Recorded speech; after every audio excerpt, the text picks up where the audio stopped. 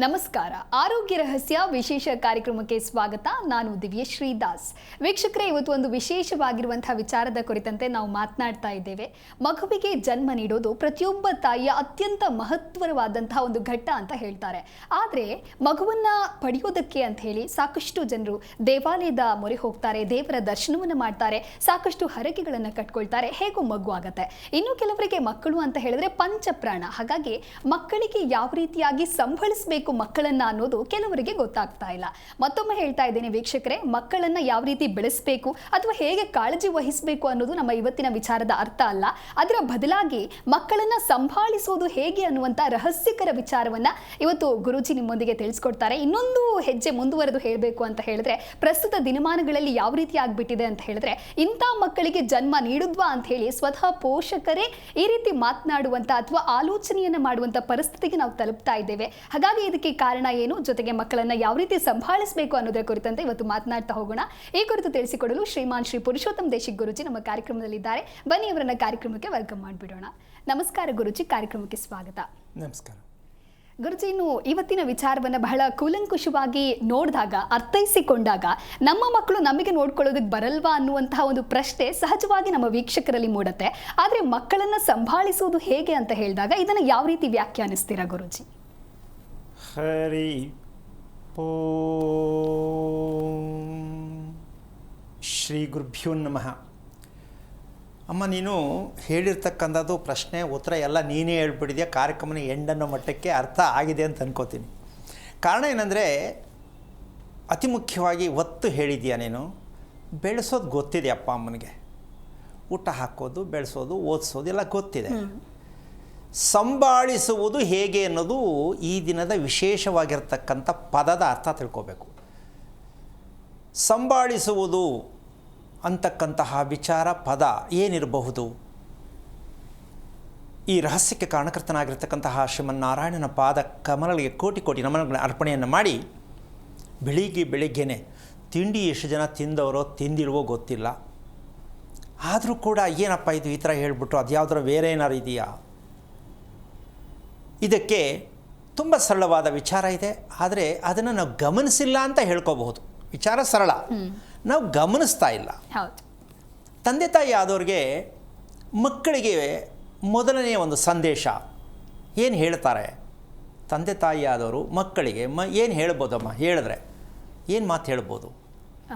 ಒಳ್ಳೆ ರೀತಿಯಲ್ಲಿ ಬೆಳಿಬೇಕು, ಸಮಾಜಕ್ಕೆ ಒಳ್ಳೆ ಕೊಡುಗೆ ಆಗಿ, ಅಥವಾ ಒಳ್ಳೆ ಕೆಲಸದಲ್ಲಿ ಇರೋ ಹಾಗೆ, ಅಥವಾ ಬೇರೆಯವ್ರಿಗೆ ರೆಸ್ಪೆಕ್ಟ್ ಕೊಟ್ಟು ನಡಿಬೇಕು ಅನ್ನೋ ವಿಚಾರವನ್ನು ಹೇಳ್ಕೊಡ್ಬಹುದು ಗುರುಜಿ. ಇದರ ಪೂರ್ಣವಾದ ಹಿನ್ನೆಲೆಯ ಮೂಲ ಅರ್ಥ, ಯಾವ ದೇವರನ್ನು ಪೂಜೆ ಮಾಡಿದ್ರೆ ಒಳ್ಳೆಯದಾಗತ್ತೆ? ಯಾರು ತಿಳ್ಕೊಂಡಿರೋದು? ಅಪ್ಪ ಅಮ್ಮನ ಪ್ರಶ್ನೆ ಇದು. ನನ್ನ ಮಗು ಅವರವರ ವೈಯಕ್ತಿಕವಾಗಿ ಸಮಸ್ಯೆಗಳಿರುತ್ತೆ. ಆರೋಗ್ಯ ಕೆಟ್ಟಿರಬಹುದು, ಹೇಳಿದ ಮಾತು ಕೇಳದೇ ಇರಬಹುದು, ಸರಿಯಾಗಿ ಬೆಳೀದೇ ಇರಬಹುದು. ಸೊ ಹಲವಾರು ರೀತಿಯ ವಿಚಾರಗಳಿರುತ್ತೆ. ಈ ವಿಚಾರಕ್ಕೆ ಒಂದು ವಿಷಯ ಬರುತ್ತೆ, ನಮ್ಮ ಮಗು ಈ ಥರ ಆಗ್ಬಿಟ್ಟಿದೆ ಅಥವಾ ಈ ಥರ ಇದೆ, ಯಾವ ದೇವ್ರನ್ನ ಪೂಜೆ ಮಾಡಿದ್ರೆ ಒಳ್ಳೆಯದು ಅಂತ ಅವ್ರ ಪ್ರಶ್ನೆ ಆಗತ್ತೆ. ಮತ್ತು ಮಗುಗೆ ಕೊನೆಯ ಪಕ್ಷ ಏನು ಗೊತ್ತಾಗಿಲ್ಲ ಅಂದರೆ ಒಂದು ಹೇಳ್ಕೊಡ್ತಾರೆ, ನೀನು ಆ ದೇವಸ್ಥಾನಕ್ಕೆ ಹೋದರೆ ನಿನ್ಗೆ ಒಳ್ಳೆಯದಾಗತ್ತೆ, ಅಥವಾ ನೀನು ಈ ಪೂಜೆ ಮಾಡಿದ್ರೆ ಒಳ್ಳೆಯದಾಗತ್ತೆ. ಅದು ಅಪ್ಪ ಅಮ್ಮ ಹೇಳ್ಕೊಡ್ಬೋದು, ಅಥವಾ ಯಾರೋ ಜ್ಯೋತಿಷಿಗಳು ಹೇಳ್ಕೊಡ್ಬೋದು, ಅಥವಾ ಅವರು ಜಾತಕ ಕುಂಡಲ್ಲಿ ಯಾರು ಹೇಳ್ಕೊಟ್ಟಿರ್ಬೋದು, ಅಥವಾ ಮಗು ಅಭಿಲಾಷಣೆ ಇರಬಹುದು. ಇದು ಯಾವುದೋ ಒಂದು ಕಾರಣ. ಇಲ್ಲಿ ಬಂದದ್ದೇನು? ದೇವರನ್ನು ಪೂಜೆ ಮಾಡಿದಾಗ ಒಳ್ಳೆಯದಾಗತ್ತೆ ಅಂತ ಅಪ್ಪ ಅಮ್ಮನೂ ಹೇಳಿದ್ರು, ಮಗುಗೂ ಅದನ್ನೇ ಹೇಳ್ತಿದ್ದಾರೆ. ಆದರೆ ಅದು ಆಗಿದೆಯಾ ಅಂತ ತಂದೆ ತಾಯಿಗಳು ಯೋಚನೆ ಮಾಡಬೇಕು. ಅಂದರೆ ಹೇಳೋದು ತಪ್ಪಲ್ಲ, ಹೇಳ್ತಿರೋದು ಸರಿಯೇ. ಆದರೆ ಸರಿಯೇ ಅಂದಮೇಲೆ ಸರಿ ಹೋಗ್ಬೇಕಿತ್ತಲ್ಲ ಅಂತ ಮತ್ತಲ್ಲಿ ಪ್ರಶ್ನೆ ಉತ್ಪತ್ತಿ ಆಗುತ್ತೆ ಅಲ್ವಾ? ಆ ಸಂಭಾಳಿಸುವುದು ಅನ್ನೋದೇ ಇದರ ಅರ್ಥ. ಏನು? ಮೂಲ ಸತ್ಯ. ಅವನೇ ಭಗವಂತ ಅಂತ ಹೇಳ್ಬೋದು. ಸಂಭಾಳಿಸುವುದು ಅಂದರೆ ಸಮತೋಲನವಾದ ಜೀವನ. ಇದು ನಮ್ಮ ಪ್ರತಿಯೊಂದು ಜೀವನದಲ್ಲಿ ಎಲ್ಲದಕ್ಕೂ ಬೇಕು. ಗಂಡ ಹೆಂಡತಿಗೂ ಸಮತೋಲನ ಬೇಕು, ಊಟ ಮಾಡೋದ್ರಲ್ಲಿ ಸಮತೋಲನ ಬೇಕು, ನಿದ್ದೆಯಲ್ಲಿ ಸಮತೋಲನ ಬೇಕು. ಇದೆಲ್ಲ ಸಮತೋಲನ ಏನಕ್ಕೆ ಬೇಕಾಗತ್ತೆ ಅಂದರೆ, ರೋಗ ನಿರೋಧಕ ಶಕ್ತಿ ನಮ್ಮ ದೇಹದಲ್ಲಿ ಇರಬೇಕು ಅಂತ ಹೇಳ್ತಾನೇ ಇದ್ದೀವಿ. ಎಲ್ಲೂ ಇದೆಯಾ ಅಂತ ಹುಡುಕಬೇಕು.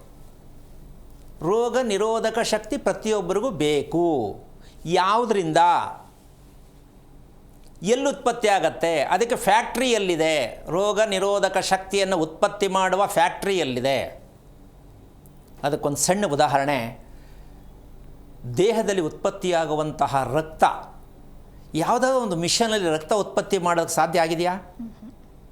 ಏನು ಬೇಕಾದ್ರೆ ನಾವು ಮಾಡಿರ್ಬೋದು. ರಕ್ತ ಉತ್ಪತ್ತಿಯಾಗುವಂಥ ಫ್ಯಾಕ್ಟ್ರಿ ಏನಾದ್ರು ಇದೆಯಾ?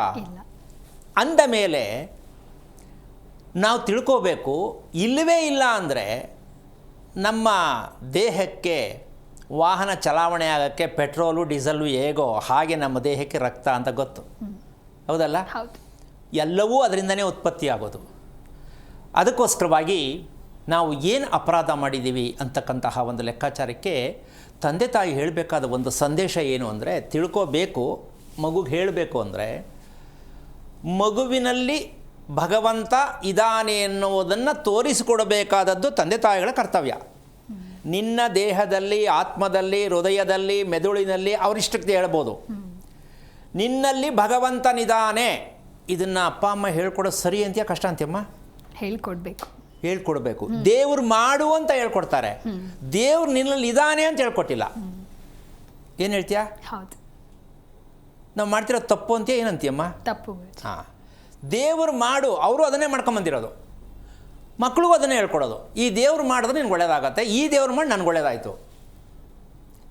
ಇದು ತಾತ್ಕಾಲಿಕವಾಗಿ ಐಸಿಯುನಿಂದ ತಂದು ಬೆಡ್ಗಾಗ್ತಂಗಿರುತ್ತೆ ಲೈಫು. ಯಾವುದು?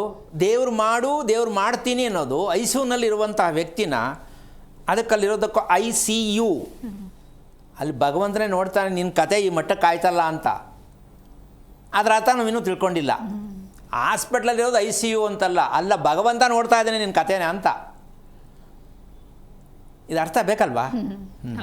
ಹಾಗಾಗಿ ಈಗ ಅದನ್ನು ಹೇಳ್ಬಿಟ್ಟೋಣ, ನಿನ್ನಲ್ಲಿರುವ ದೇವರನ್ನು ನೀನು ರೂಪಿಸ್ಕೋಬೇಕು ಅಂತ ಅಪ್ಪ ಅಮ್ಮ ಹೇಳಿದ್ರು. ಹೇಗೆ ಅಂತ ಮಗು ಕೇಳಿದ್ರೆ ಅಪ್ಪ ಅಮ್ಮನಿಗೆ ಗೊತ್ತಿರಬೇಕಲ್ಲ, ಅಲ್ವಾ? ಅಪ್ಪ ಅಮ್ಮನಿಗೆ ಗೊತ್ತೇ ಇಲ್ಲ, ಗೊತ್ತಾಗೇ ಇಲ್ಲ, ಗೊತ್ತಾಗೋದೂ ಇಲ್ಲ. ಅದಕ್ಕೆ ಉತ್ತರ ಕೊಡೋಕ್ಕೆ ಮಗು ಕೇಳುತ್ತೆ, ಹೌದಾ? ನನ್ನಲ್ಲಿ ದೇವರಿದ್ದಾನೆ, ಏನಮ್ಮ ಗ್ಯಾರಂಟಿ, ಹೇಳ್ಕೊಡಮ್ಮ ಅಂತ ತಾಯಿ ಕೇಳ್ತು. ಏನು ಹೇಳುತ್ತೆ? ಏನು ಹೇಳ್ತಾರೆ ತಾಯಿ ಆದವರು? ಹೇಳೋಕ್ಕಾಗತ್ತಾ? ಆಗಲ್ಲ. ಹಾಗಾದ್ರೆ ಏನು ಹೇಳಬೇಕಿತ್ತು ಗುರುಗಳೇ? ಇವತ್ತು ಕಾರ್ಯಕ್ರಮದಲ್ಲಿ ಇದನ್ನು ಗಮನಿಸ್ಕೊಳ್ಳಿ. ಮಕ್ಕಳನ್ನು ಇದಕ್ಕೆ ಏನು ಹೇಳ್ಬೋದು ಅಂದರೆ, ಮಕ್ಕಳನ್ನು ಪಡ್ಕೊಳ್ಳೋದು ಏನು ಭಾರಿ ಕಷ್ಟ ಇಲ್ಲ ರೀ, ಅದೇನೋ ಆಗತ್ತೆ, ಎಲ್ಲೋ ಬರುತ್ತೆ, ಅದು ಸೆಕೆಂಡ್ರಿ. ತುಂಬ ಸುಲಭ ಮಗು ಪಡೆಯೋದು. ಆದರೆ ಅದನ್ನು ಹೇಗೆ ನಿಭಾಯಿಸಬೇಕು, ಸಂಭಾಳಿಸ್ಬೇಕು ಅಂತಕ್ಕಂಥದ್ದು ಇದೆಯಲ್ಲ, ಇದು ಇರೋದು ನೋಡ್ರಿ ಒಂದು ದೊಡ್ಡ ಯಕ್ಷ ಪ್ರಶ್ನೆ. ಭಗವಂತ ಅಂತಕ್ಕಂತಹದ್ದು ಒಂದು ವಿಚಾರ ಆ ಮಗುವಿಗೆ ಒಂದು ಸಂದೇಶವನ್ನು ಕೊಡೋದೇ ಆದರೆ, ನಾನು ದೇವ್ರು ನನ್ನಲ್ಲಿ ಇದ್ದಾನೆ ಅಂತ ನೀನು ಹೇಳಿದ್ರು ನಾನೆಂಗೆ ಒಪ್ಕೊಳ್ಳಿ ಅಂತ ಆ ಮಗು ಮತ್ತೆ ಪ್ರಶ್ನೆ ಹಾಕತ್ತೆ. ದೇವರು ನಿನ್ನಲ್ಲಿ ಇದ್ದಾನೆ ನೀನು ಹೇಳಿದೆ ಕಣಮ್ಮ, ನನಗೆ ಗೊತ್ತಾಗಬೇಕಲ್ಲ, ಏನು ತಿಳಿಸ್ಬೇಕಲ್ಲ. ಅದಕ್ಕೆ ಉತ್ತರ ತಾಳ್ಮೆ. ಮಗುವಿನಲ್ಲಿ ತಾಳ್ಮೆ ಅಂತಕ್ಕಂಥದ್ದು ಇದ್ದರೆ ದೈವತಾ ಶಕ್ತಿ ಆ ಮಗುವಿನಲ್ಲಿ ಇದೆಯಾ? ನೀವೇ ಪ್ರಶ್ನೆಗೆ ಉತ್ತರ ಹಾಕ್ಕೋಬೇಕು. ಕಿರ್ಚ್ಕತ್ತಿದೆ ಸ್ವಾಮಿ ನಮ್ಮ ಮಗ, ಏನೇನೋ ಮಾತಾಡ್ತಿದೆ ಸ್ವಾಮಿ ನಮ್ಮ ಮಗ, ಈ ಪ್ರಶ್ನೆ ಇಲ್ಲ ಅಂತೇನಮ್ಮ? ತಿಕ್ಕಲ್ ಆಡ್ತೇವೆ ಸ್ವಾಮಿ ನನ್ನ ಮಗ, ಹೇಳಿದ ಅರ್ಥನೇ ಮಾಡ್ಕೊಳ್ಳಲ್ಲ ಸ್ವಾಮಿ ನಮ್ಮ, ಎಷ್ಟು ಬೇಕು ಇಷ್ಟುದ್ದ ಲಿಸ್ಟ್ ಆಗುತ್ತೆ. ಇದೆಲ್ಲಕ್ಕೂ ಅರ್ಥ ಒಂದೇ. ಯಾಕೆ ಹೆಂಗೆ ಆಡುತ್ತೆ ಮಗು? ಎಲ್ಲಿಗೆ ಹೋಗೋದು ಈಗ ಮಗು ಬಗ್ಗೆ ತಿಳ್ಕೊಳಕ್ಕೆ? ಇದು ಸ್ಕೂಲ್ ಕತೆ ಬಿಡಿ, ಒಂದು ಸೈಡ್ ಹೋಗ್ತಾ ಇರ್ತಿದ್ದು. ಸ್ಕೂಲ್ ಕಳ್ಸೋದು ತಪ್ಪಲ್ಲ, ಅದು ಕಳಿಸಿ ನೀವು ಸರಿ. ಮಗು ಏನಾಯಿತು, ಮಗು ಏನಾಗಿದೆ ಅದಿಲ್ಲ, ಸ್ಕೂಲಲ್ಲಿ ಇದೆಯಾ ಇಲ್ಲ, ನಿಮ್ಮ ಹತ್ರ ಇದೆಯಾ ಇಲ್ಲ, ಮತ್ತೇನು ಮಾಡೋದು? ಅದಕ್ಕೆ ಇನ್ನೊಂದು ಸಲ ಪೂರ್ಣಾವರ್ತಿಯಾಗಿ ಇನ್ನೊಂದು ಸಲ ಹೇಳ್ತೀನಿ, ಭಗವಂತ ಏನಕ್ಕೆ ಕೈ ಹಿಂಗೆ ಹಿಡ್ಕೊಂಡಿರೋದು? ಯಾಕಪ್ಪ ನನ್ನ ಹತ್ರ ಬಂದೆ ಅಂತ. ಪೊಲೀಸ್ನವ್ರ ಕೈ ಹೆಂಗೆ ಹಿಡಿಯೋದು? ಹಂಗೆ ತಾನೆ? ಹಾಗೆ ಭಗವಂತ ಪೊಲೀಸ್ನವ್ರ ಕೈ ತೋರಿಸ್ತಾ ಇದ್ದಾನೆ, ನೀನು ನನ್ನ ಹತ್ರ ಏನಕ್ಕೆ ಬಂದೆ, ನನ್ನ ಹತ್ರ ಏನಿದೆ. ಆದರೆ ನಾವು ತಿಳ್ಕೊಂಡಿದ್ದೀವಿ ದೇವರು ವರ ಕೊಡ್ತಾ ಇದ್ದಾನೆ. ಪೂಜಾರಿ ವರ ಕೊಡಬೇಕಲ್ಲ, ಕೊಟ್ಟವನ? ಮತ್ತು ಇವ್ರಿಗೇನು ವರ ಕೊಡ್ತಾನೆ ದೇವರು? ವರ ಯಾವುದು? ನಿಮ್ಮನ್ನು ಸೃಷ್ಟಿ ಮಾಡಿ ಪ್ರಪಂಚಕ್ಕೆ ತಳ್ಳಿರೋದೇ ಅದೇ ತಿಳ್ಕೋಬೇಕು ನೀವು. ಭಗವಂತ ರಚನೆಕಾರ, ಸೃಷ್ಟಿ ಅಲ್ಲ ರಚನೆಕಾರ. ಅದಕ್ಕೋಸ್ಕರವಾಗಿ ಸೃಷ್ಟಿಯಾಗಿದ್ದರೆ ಎಲ್ಲ ಬೆಳ್ಳಗೆ ಹ್ಯಾಂಡ್ಸಮ್ಮಾಗೆ ಹುಡ್ತಿದ್ರು ಮಕ್ಕಳು. ಅಲ್ಲ ನಮ್ಮ ದೇವರೇ ಸೃಷ್ಟಿ ಮಾಡಿದರೆ ಎಲ್ಲ ಒಂದೇ ಕ್ವಾಲಿಟಿ ಕಲರಲ್ಲೇ ಹುಡ್ತಿದ್ರು. ಇಲ್ಲ ಪೂರ್ತಿ ಕರ್ರಗೆ, ಇಲ್ಲ ಪೂರ್ತಿ ಬೆಳ್ಳಗೆ, ಇಲ್ಲ ಪೂರ್ತಿ ಡುಮ್ಮ, ಇಲ್ಲ ಪೂರ್ತಿ ಹೈಟು. ಅದಕ್ಕೆ ಹೇಳುತ್ತೆ, ಪ್ರತಿ ದೇಹದ ಅಂಗಾಂಗಗಳು ಯಾವುದೇ ವ್ಯತ್ಯಾಸ ಇಲ್ಲದೆ ಇರತಕ್ಕಂತಹ ಮಗು ಇದೆಯಾ? ಅಮ್ಮ ಅಣ್ಣ ಇದ್ದಂಗೆ ತಮ್ಮ ಇಲ್ಲ, ತಮ್ಮ ಇದ್ದಂಗೆ ಅಣ್ಣ ಇಲ್ಲ, ಗಂಡ ಇದ್ದಂಗೆ ಹೆಂಡ್ತಿ ಇಲ್ಲ, ಹೆಂಡ್ತಿ ಇದ್ದಂಗೆ ಗಂಡ ಇಲ್ಲ. ಹೌದಲ್ಲ? ಈ ವ್ಯತ್ಯಾಸ ತಿಳ್ಕೊಂಡ್ರೆ ದೇವ್ರು ನಮ್ಮಲ್ಲಿದ್ದಾನೆ ಅಂತ ಗೊತ್ತಾಗತ್ತೆ. ಒಂದು ಉದ್ದ, ಒಂದು ತುಂಡ, ಒಂದು ಸಣ್ಣ, ಒಂದು ದಪ್ಪ, ಇದು ಮ್ಯಾಚ್ ಆಗಲ್ಲ. ಅಂದರೆ ದೈವತ್ವ ಇಲ್ಲ. ದೈವತ್ವ ಇರಲೇಬೇಕು. ಮತ್ತೇನು ಮಾಡಬೇಕೀಗ ದೈವತ್ವಕ್ಕೆ? ತಪಸ್ ಮಾಡೋದಾ, ಕಾಡಿಗೆ ಹೋಗೋದಾ, ದೇವ್ರ ಹತ್ರ ಕೇಳೋದಾ? ಆ ತಪ್ಪನ್ನು ತಂದೆ ತಾಯಿಗಳು ಮಾಡಿರ್ತಕ್ಕಂಥ ಒಂದು ದೊಡ್ಡ ಘೋರವಾದ ಅಪರಾಧ. ಬೇಜಾರು ಮಾಡಿಕೊಂಡ್ರೂ ಸ್ವಲ್ಪ ಅರ್ಥ ಮಾಡ್ಕೊಳ್ಳಿ. ತಂದೆ ತಾಯಿಗಳು ಮಾಡಿರ್ತಕ್ಕಂಥ ಘೋರವಾದ ಅಪರಾಧ ಇವತ್ತೊಂದಲ್ಲ, ಇದು ಪ್ರಪಂಚ ಸೃಷ್ಟಿಯಾದಾಗಿನಿಂದನೂ ಬಂದಿರೋದೇ. ಇದು ಇವತ್ತೊಂದಲ್ಲ, ನೆನ್ನೆ ಮನೆಯದಲ್ಲ. ಘೋರವಾದ ಅಪರಾಧ ಏನು? ನಮ್ಮ ದೇಹವನ್ನು ದುರುಪಯೋಗ ಪಡಿಸ್ಕೊಂಡಿರ್ತಕ್ಕಂಥದ್ದೇ ಜಾಸ್ತಿ. ತಂದೆ ತಾಯಿಯ ದೇಹವನ್ನು ದುರುಪಯೋಗ ಪಡಿಸ್ಕೊಂಡಿರ್ತಕ್ಕಂಥ ತಂದೆ ತಾಯಿಗಳೇ ಜಾಸ್ತಿ. ಅದು ಏನಪ್ಪ ದುರುಪಯೋಗ? ಒಪ್ಕೋತೀಯ ಇಲ್ಲಮ್ಮ ನೀನು? ದೇಹವನ್ನು ದುರುಪಯೋಗ ಪಡಿಸಿಕೊಂಡಿರುವ ವಿಧಾನ, ವಿಚಾರ ಯಾವುದು? ಇದನ್ನು ತಿಳ್ಕೊಳ್ಳಿ. ನಿಮ್ಮ ದೇಹಗಳನ್ನು, ಗಂಡು ಹೆಣ್ಣಿನ ಹೃದಯ, ಗಂಡು ಹೆಣ್ಣಿನ ದೇಹ, ಪ್ರತಿಯೊಂದು ಭಾಗಗಳನ್ನು ನೀವು ದುರುಪಯೋಗ ಪಡಿಸ್ಕೊಂಡಿದ್ದೀರಾ, ಸದುಪಯೋಗ ಪಡಿಸ್ಕೊಂಡಿದ್ದೀರಾ, ಡಿಸೈಡ್ ಮಾಡಿದ್ರೆ ದೇವರು ಅಲ್ಲಿ ಗೊತ್ತಾಗತ್ತೆ ನಿಮಗೆ. ನಿಮ್ಮಲ್ಲಿ ತಾಳ್ಮೆ ಇದೆಯಾ? ಇಲ್ಲ. ಇನ್ನು ಮಗುನಲ್ಲಿ ತಾಳ್ಮೆ ಹೆಂಗೆ ಬರುತ್ತೆ? ಈ ತಾಳ್ಮೆ ಅನ್ನೋದೇ ಆಧ್ಯಾತ್ಮಿಕವಾಗಿರ್ತಕ್ಕಂಥ ಒಂದು ಸಬ್ಜೆಕ್ಟ್. ತಾಳ್ಮೆ ಇದ್ದರೆ ಮನುಷ್ಯ ಗೆಲ್ತಾನ ಇಲ್ವಮ್ಮ? ಗೆಲ್ತಾನೆ ಅಲ್ವಾ? ಅದು ಹುಡುಗಿನೂ ಆಗ್ಬೋದು, ಹುಡುಗನೂ ಆಗ್ಬೋದು. ಈ ತಾಳ್ಮೆ ಮಗುನಲ್ಲಿದೆಯಾ? ಇಲ್ಲ. ಆದರೂ ಅಪ್ಪ ಅಮ್ಮ ಬೈತಾರೆ, ಏನು ಉಟ್ಬಿಡ್ತು ಆತ್ರದ ಮುಂಡೆದು ಅಂತ. ಅದು ಅವ್ರು ತಿಳ್ಕೊಬೇಕು ಆ ಥರ ಎಲ್ಲಿಂದ ಬಂತು ಅಂತ. ತಿಳ್ಕೊಳ್ಳಲ್ಲ. ಮಗುಗೆ ಬೈಯೋದೇ ಅವ್ರ ವಾಡ್ಕೆ. ಇದು ಯಾಕೆ ಹಿಂಗೆ ಹುಡ್ತು, ಇದು ಯಾಕೆ ಉಂಡ್ತು, ಈ ಥರನೇ ಪ್ರಶ್ನೆ ಆಗತ್ತೆ. ಅದಕ್ಕೋಸ್ಕರವಾಗಿ ದುರುಪಯೋಗ ಯಾವುದು ಅಂತ ಎಲ್ರಿಗೂ ಕ್ರೇಜ್ ಏನಿರ್ಬೋದು, ಹಂಗಂತ ನಾವೇನು ಮಾಡ್ಕೊಂಡಿದ್ದೀವಿ ಅಲ್ವಮ್ಮ? ಇದಕ್ಕೆ ನೇರವಾಗಿ ವಿಚಾರಕ್ಕೆ ಬರೋದಾದರೆ, ರಾತ್ರಿ ಊಟ, ಹಗಲು ನಿದ್ದೆ, ಇದು ಇದೆಯಾ ಇಲ್ವಾ? ಇದು ದುರುಪಯೋಗದ ದೇಹ. ಸಾತ್ವಿಕವಾದ ಸದುಪಯೋಗವಾದ ದೇಹ ಇಲ್ಲ. ಸ್ವಾಮಿ ಒಂದು ಅರ್ಧ ಗಂಟೆ ಮಲಕತ್ತೀನಿ ಸ್ವಾಮಿ. ಅರ್ಧ ಗಂಟೆ ಕರೆಕ್ಟಾಗಿ ಎದ್ಬಿಡ್ತಾರೆ ನಮ್ಮ ಮಲಗೋ ತನಕ ನಿಮ್ಮಿಷ್ಟ. ಎದ್ದ ಮೇಲೆ ನೀವು ನೋಡ್ಕೋಬೇಕು, 4 ಗಂಟೆ ಆಗ್ಬಿಟ್ಟೈತೆ, ಅಯ್ಯೋಯ್ಯೋ ಇಷ್ಟು ನಿದ್ದೆ ಮಾಡ್ಬಿಟ್ನಾ. ಈ ರೀತಿ ಹಗಲು ನಿದ್ದೆ ಮಾಡಬೇಕಾ ಮಾಡಬಾರ್ದಲ್ಲ ನಿಮ್ಮದೇ ಡಿಸೈಡ್. ಯಾರು ಹಗಲು ನಿದ್ದೆಯನ್ನು ಮಾಡ್ತಾರೋ ತಿಳ್ಕೋಬೇಕು, ನಿಮ್ಮ ದೇಹ ನಿಮ್ಮ ಮಾತು ಕೇಳಲ್ಲ, ಕೇಳಿಲ್ಲ, ಕೇಳೋದೂ ಇಲ್ಲ. ಜೀವನ ಪರ್ಯಂತ ಅನುಭವಿಸೋದೇ ಗಟ್ಟಿ. ನಿಮ್ಮ ದೇಹ ನಿಮ್ಮ ಮಾತನ್ನು ಕೇಳಬೇಕು ಅಂತ ನಿಮಗೆ ಗೊತ್ತಿದೆಯಾ? ಗೊತ್ತಿಲ್ಲ. ಯಾರು ಹೇಳಿಲ್ಲ ನಿಮ್ಮ ಥರ ಅಂತ ಮಧ್ಯದಲ್ಲಿ ನನ್ನ ಸೇರಿಸ್ತಾರೆ. ಈ ದೇಹವನ್ನು ದುರುಪಯೋಗ ಪಡಿಸ್ಕೊಂಡಿದ್ದೀವಿ, ಇದರ ವಿಚಾರದಲ್ಲಿ ನಾಳೆ ಹುಟ್ಟೋ ಮಗು ಈ ಥರದ್ದೇ ಜೆರಾಕ್ಸ್ ಆಗುತ್ತೆ ಅಂತ ಅರ್ಥ ಆಗಿದೆಯಾ? ಇವರು ದೇಹವನ್ನು ಹೇಗೆ ಆ ಮಗುವನ್ನು ತೂಕಡಿಸುತ್ತೆ ಬೆಳಗ್ಗೆ. ಸೊ ಈ ಮಗುನ ರಿಪೇರಿ ಹೆಂಗೆ ಮಾಡ್ತೀರಾ? ಯಾವುದೇವ್ರು ಕರ್ಕೊಂಡೋಗಿ ಎಲ್ಲಿ ಏನು ಮಾಡ್ತೀರಾ? ತಲೆ ಮುಡಿ ಕೊಡಿಸ್ತೀರಾ, ಉರುಳು ಸೇವೆ ಮಾಡಿಸ್ತೀರಾ, ಹೆಸರು ಚೇಂಜ್ ಮಾಡ್ತೀರಾ, ಏನು ಮಾಡಿಸ್ತೀರಾ ಮಾಡಿ. ಕೊನೆ ಪಕ್ಷ ಹೇಳ್ತೀನಿ, ಗುರುಕುಲದಲ್ಲಿ ಓದಿಸ್ಬಿಟ್ರೆ ಎಲ್ಲ ಚೆನ್ನಾಗಿರುತ್ತೆ, ಅಲ್ಲೂ ಹೋಗಾಯಿತು, ಚೇಂಜ್ ಆಗಿಲ್ಲ. ಇಂಟರ್ನ್ಯಾಷನಲ್ ಕಾನ್ವೆಂಟು, ಅಲ್ಲೂ ಚೇಂಜ್ ಆಗಿಲ್ಲ. ಎಲ್ಲಿ ಚೇಂಜ್ ಆಗತ್ತದು? ಕಾನ್ವೆಂಟಲ್ಲಿ ಮಗು ಹೆಂಗೆ ಚೇಂಜ್ ಆಗುತ್ತೆ? ಚೇಂಜ್ ಆಗಲ್ಲ. ನಾವು ಪ್ರತಿಯೊಬ್ಬರು ಇದನ್ನು ಯೋಚನೆ ಮಾಡಬೇಕು. ಇದಕ್ಕೆ ಯಾರು ಮಾರ್ಗದರ್ಶಕರು? ಯಾರು ಆಗಿರಬೇಕಿತ್ತು? ತಂದೆ ತಾಯಿ ಎಷ್ಟು ಮಟ್ಟಕ್ಕೆ ಮಗುವನ್ನು ಪಡ್ಕೊಳ್ತಕ್ಕಂಥ ಅಪ್ಪ ಅಮ್ಮನ ಜವಾಬ್ದಾರಿ ಎಷ್ಟು ಮಟ್ಟಿಗಿರಬೇಕಿತ್ತು? ತಮ್ಮ ದೇಹವನ್ನು ತಾವು ಸರಿಪಡಿಸ್ಕೊಳ್ಳೋಕ್ಕೆ ಗೊತ್ತಿಲ್ಲ ಅಂದ ಮೇಲೆ ತಪ್ಪು ದೇಹವನ್ನು ಮತ್ತೆ ಸೃಷ್ಟಿ ಮಾಡಿದ್ರೆ ತಪ್ಪ್ಯಾರ್ದಮ್ಮ? ನಮ್ಮದೇ ತಪ್ಪು. ಹಾಗಂತ ಮದುವೆ ಮಾಡೋಕ್ಕೆ ಮುಂಚೆ ರಿಪೇರಿ ಆಗಬೇಕು, ಅದು ವಿಚಾರ ಸೆಕೆಂಡ್ರಿ. ಆಗಬೇಕಿತ್ತು, ಆಗಿಲ್ಲ, ಆಗೋದೂ ಇಲ್ಲ. ಅದು ಈಗಲೂ ಗೊತ್ತಿಲ್ಲ, ಮುಂದಕ್ಕೂ ಗೊತ್ತಾಗಲ್ಲ. ಹೇಳಿದ್ರೆ ನಮ್ಮ ಕಾರ್ಯಕ್ರಮದಲ್ಲಿ ನೀವು ಕೇಳ್ಬೋದು, ಹೇಳಿದ್ರೆ ನಾವು ಹೇಳ್ಬೋದು ಅಷ್ಟೇ, ರಿಪೇರಿ ಮಾಡೋದು ಹೇಗೆ ಅಂತ. ಈ ರೀತಿಯಾಗಿರ್ತಕ್ಕಂತಹ ಒಂದು ವಿಚಾರಕ್ಕೆ ದೈವತ್ವವನ್ನು ನಾವು ಯಾಕೆ ಪಡ್ಕೊಂಡಿಲ್ಲ? ಬೆಳಗ್ಗೆ ಹೊತ್ತು ನಿದ್ದೆ ಮಾಡಬಾರ್ದು ಅಂತೀವಿ ಸ್ವಾಮಿ, ಬಂದ್ಬಿಡುತ್ತೆ. ಬೆಳಗ್ಗೆ ತಿಂಡಿ ತಿಂದ ತಕ್ಷಣವೇ ಕಣ್ಣು ಮುಚ್ಕೊಳ್ತಾ ಇರ್ತದೆ. ಏನು ಮಾಡಲಿ? ಸಾಕಷ್ಟು ಜನಗಳ ಪ್ರಶ್ನೆ ಇದೆ ಅಂತೀಯ ಇಲ್ಲ ಅಂತೀಯಮ್ಮ? ಮಧ್ಯಾಹ್ನ ಊಟ ಬೀಳ್ತಿದ್ದಂಗೆ ನೋಡ್ತಿರ್ತಾರೆ ಎಲ್ಲಿ ಮಲ್ಕೊಳ್ಳಿ ಅಂತ. ಅದೇ ರಾತ್ರಿಗೆ ಆ ಟೇಸ್ಟ್ ಇರಲ್ಲ. ರಾತ್ರಿಯಲ್ಲಿ ಇದಿರಬೇಕಿತ್ತು, ಎಲ್ಲಿ ಮಲಗ್ಲಪ್ಪ ನಾನೀಗ ಅಂತ. ಏನು ಹೇಳ್ತೀಯಮ್ಮ? ಅವ್ರಿಗೆ ಸ್ವರ್ಗಪ್ರಾಪ್ತಿ ಅಂದರೆ ಇನ್ನು ಮಿಕ್ತೂರಲ್ಲಿಲ್ಲವರೇ. ಸ್ವರ್ಗ ಅಂದ್ರೇನು? ನಿಮಗೆ ಏನೇನು ಬೇಕು ಎಲ್ಲವೂ ಸಿಗುತ್ತೆ. ನಾನು ಹಿಂಗೇ ಇರಬೇಕು, ಮನಸ್ಸು ಯಾವಾಗಲೂ ಶಾಂತವಾಗಿರಬೇಕು, ನಗ್ನಗ್ತಾ ಇರಬೇಕು, ಖುಷಿಯಾಗಿರಬೇಕು, ಇಷ್ಟ ತಾನೇ? ಈಗ ನೀವು ಹಗಲು ನಿದ್ದೆ ಮಾಡಿಬಿಟ್ಟು ಇದೆಲ್ಲ ಕೇಳೋದು ಎಲ್ಲಿಂದ ಸಿಗುತ್ತೆ? ದೇವ್ರಿಗೆ ಹೋಗ್ತೀರಾ, ಅರ್ಕೆ ಕಟ್ತೀರಾ, ಸಿಗಲ್ಲ. ಇಷ್ಟು ಶ್ರಮ ಯಾಕೆ ಪಡ್ತಾ ಇದ್ದೀವಿ ಅನ್ನೋದು ಇವತ್ತು ವಿಶೇಷವಾಗಿರ್ತಕ್ಕಂಥ ಅದ್ಭುತವಾದ ರಹಸ್ಯ ನಿಮ್ಮ ಮುಂದೆ ಇಡ್ತೀನಿ. ನೀವು ತುಂಬ ಶಾಕ್ ಆಗ್ತೀರಾ. ಕೇಳೋಕ್ಕಾಗಿರಲ್ಲ, ತಿಳಿಯೋಕ್ಕೂ ಆಗಿರಲ್ಲ, ಓದೋ ಪುಸ್ತಕದಲ್ಲಿ ಇಲ್ಲವೇ ಇಲ್ಲ. ಅಂತಹ ಅದ್ಭುತವಾದ ಒಂದು ರಹಸ್ಯವನ್ನು ನಿಮ್ಮ ಮುಂದೆ ಇಡ್ತಾ ಇದ್ದೀನಿ. ಸೋಮವಾರ ಖುಷಿಯಾಗಿ ನೆಮ್ಮದಿಯಾಗಿ ತಿಳ್ಕೊಂಬಿಟ್ರೆ ತುಂಬ ಒಳ್ಳೆಯದು. ದೇಹವನ್ನು ರಿಪೇರಿ ಮಾಡುವ ವಿಧಾನ ಏನಮ್ಮ? ಅಪ್ಪ ಅಮ್ಮನೂ ರಿಪೇರಿ ಆಗಬೇಕು, ಮಕ್ಕಳು ರಿಪೇರಿ ಆಗಬೇಕು. ರಿಪೇರಿ ಆಗಿಲ್ವಾ? ಆಗಿದ್ದರೆ ನಿಮ್ಮ ಮಕ್ಕಳು ನಿಮಗೆ ರಫಾಗಿ ಮಾತಾಡೋದು, ಉಲ್ಟಾ ಪಲ್ಟಾ ಮಾತಾಡೋದು, ರೇಗೋದು, ಕೋಪ ಮಾಡೋದು, ತೆಗೆದು ಬಿಸಾಕೋದು, ಟಿ ವಿ ಹೊಡೆದಾಕ್ತೀನಿ ಅನ್ನೋದು, ನನಗಿದ್ದೇ ಬೇಕು ಅನ್ನೋದು, ಇದೆಲ್ಲ ಎಲ್ಲಿಂದ ನಿವಾರಣೆ ಮಾಡ್ತೀರಾ? ಯಂತ್ರ ಕಟ್ಟಿಸ್ತೀರಾ, ಉಂಗುರ ಹಾಕಿಸ್ತೀರಾ, ಡಾಲರ್ ಹಾಕಿಸ್ತೀರಾ? ಯೋಚನೆ ಮಾಡಿ. ಇದು ಯಾವುದಕ್ಕೂ ಬಗ್ಗಲ್ಲ.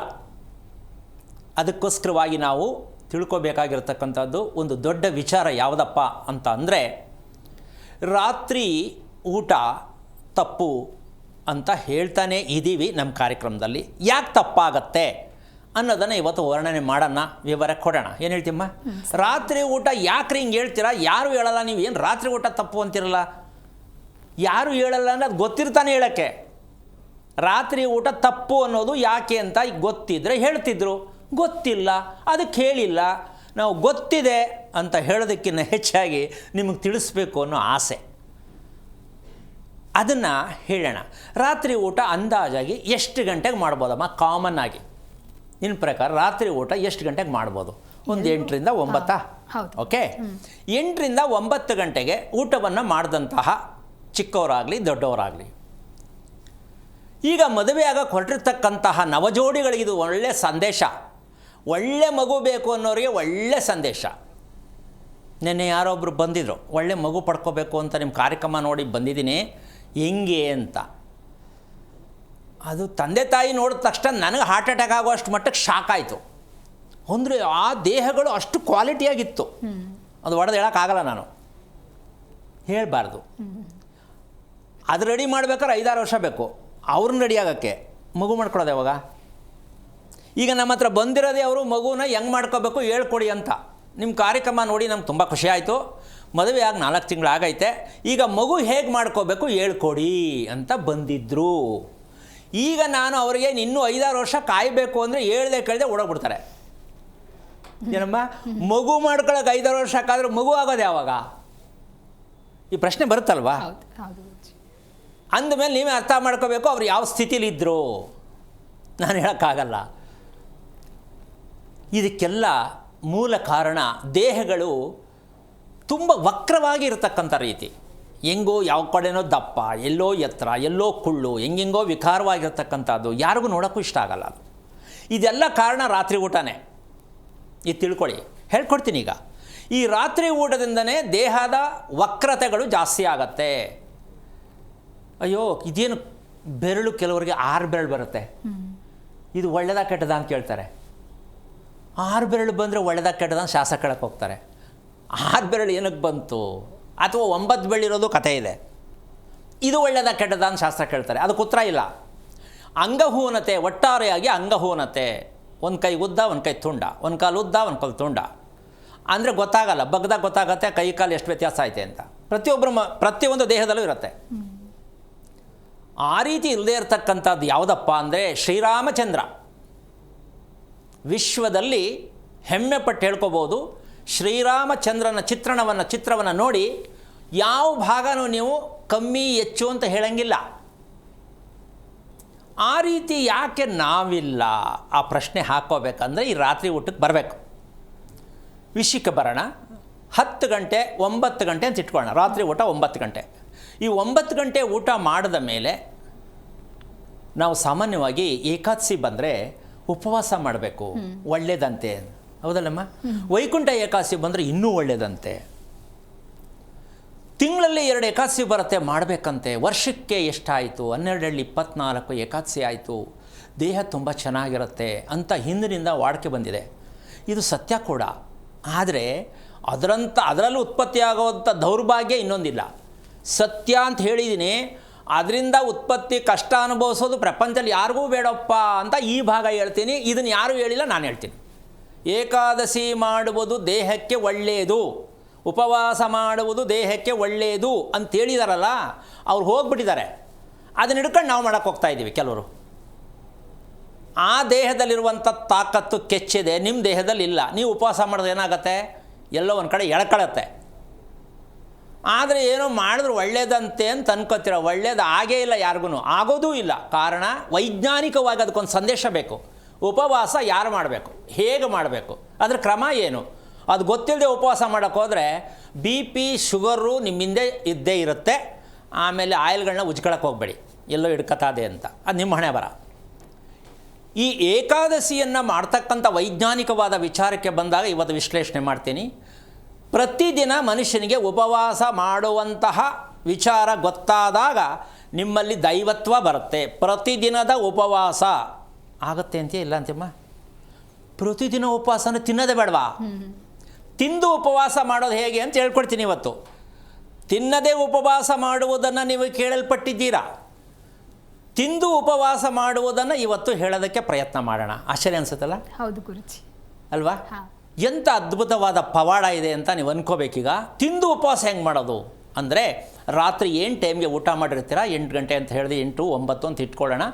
ಇದಕ್ಕೆ ಕ್ಲಾಸ್ 1 ದೇಹ ಚೆನ್ನಾಗಿರ್ಬೇಕು ಸ್ವಾಮಿ, ಏನು ಸಮಸ್ಯೆ ಬರಬಾರ್ದು ಸ್ವಾಮಿ ಅಂದರೆ ಕ್ಲಾಸ್ 1 ಆಗಿರಬೇಕು. ಇಷ್ಟ ತಾನೇ? ರಾತ್ರಿ ಊಟ ಮಾಡಿದ 16 ಗಂಟೆ ಟೈಮು ಬೆಳಗ್ಗೆ ಬ್ರೇಕ್ಫಾಸ್ಟ್, ಕ್ಲಾಸ್ 1 ದೇಹ. ರಾತ್ರಿ ಮಾಡಿದ ಊಟದ ಸಮಯವನ್ನು ಕೌಂಟ್ ಮಾಡ್ಕೊಳ್ಳಿ. 8 ಗಂಟೆ 9 ಗಂಟೆ 10 ಗಂಟೆ ಯಾವ ಸಮಯಕ್ಕೆ ಊಟ ಮಾಡ್ತೀರಾ, ಏನನ್ನು ತಿಂತೀರಾ ನಿಮ್ಮ ಇಷ್ಟ ಬರ್ಕೊಳ್ಳಿ. ಅದರಿಂದ 16 ಗಂಟೆ ಬೆಳಗ್ಗೆಗೆ ಹೋಗ್ಬೇಕು ನೀವು. ಬೆಳಿಗ್ಗೆ ನೀವು ತಿಂಡಿ ತಿನ್ನೋ ಟೈಮ್ಗೆ 16 ಗಂಟೆ ಆಗಿರಬೇಕು ಗ್ಯಾಪ್. ಇದು ಕ್ಲಾಸ್ 1. ಹೆಲ್ತಿಯಾಗಿ ಚೆನ್ನಾಗಿ ದೈವತ್ವ ನಮ್ಮಲ್ಲಿದೆ ಅನ್ನೋದಕ್ಕೆ ಪ್ರೂವ್ ಮಾಡೋದಕ್ಕೆ 16 ಗಂಟೆ ಬೇಕು. ಸ್ವಾಮಿ ಹಂಗೆಲ್ಲ ಆಗಲ್ಲ, ನಮಗೆ ತಾಪತ್ರಯ ಜಾಸ್ತಿ, ಸುಮಾರಾಗಿರೋದು ಹೇಳಿ ಅಂದರೆ ಅದರಿಂದ 2 ಗಂಟೆ ಹಿಂದಕ್ಕೆ ಬನ್ನಿ, 14ಕ್ಕೆ ಬನ್ನಿ. ಇದು ಮಿಡ್ಲ್ ಲೆವೆಲ್ಲು, ಅರ್ಧ ರೋಗ ಅರ್ಧ ಒಳ್ಳೆಯದು. ಅಯ್ಯೋ ಬಿಡಿ ಸ್ವಾಮಿ ಅವೆಲ್ಲ ನಮ್ಮ ಕೈಲಿ ಆಗಲ್ಲ ಅಂದರೆ 12 ಗಂಟೆಗೆ ಬನ್ನಿ. ಯಾವಾಗೋ ಹೆಂಗೋ ಏನು ರೋಗ ಬರ್ತದೋ ಹೆಂಗೋ ಅನುಭವಿಸ್ತೀವಿ. ಈ 3 ಸ್ಕೀಮ್ ಇದೆಯಪ್ಪ, ಯಾವ್ದು ಅರ್ಸ್ಕೊತೀರಾ ಅರ್ಸ್ಕೊಳ್ಳಿ. ಈ 16 ಗಂಟೆ ಏನಕ್ಕೆ ಸ್ವಾಮಿ ಬೇಕು ಇಷ್ಟೊಂದು ಗ್ಯಾಪು? ಕ್ವಶನ್ ಮಾರ್ಕ್ ಅಲ್ಲ? ಈ 16 ಗಂಟೆಯಲ್ಲಿ ಇದೆ ರೀ ನಿಮ್ಮ ಆಯಸ್ಸು, ನಿಮ್ಮ ಆರೋಗ್ಯ, ನಿಮ್ಮ ದೈವತ್ವ, ನಿಮ್ಮ ಆಧ್ಯಾತ್ಮಿಕ, ನಿಮ್ಮ ಮನದೇವರು, ನಿಮ್ಮ ಕುಲದೇವರು, ನಿಮ್ಮ ಗ್ರಾಮದ ದೇವರು, ಏನೇನು ದೇವರು ಎಲ್ಲ ಬೇಕು, ಎಲ್ಲ ಇದರಲ್ಲೇ ಇದ್ದಾರೆ. ನಾವು ನಮ್ಮ ದೇವರೆಲ್ಲೋ ಮರ್ತುಬಿಟ್ಟಿದ್ದೀವಿ ಅಂತ ಒಬ್ಬರು ಹೋಯ್ತಾರೆ.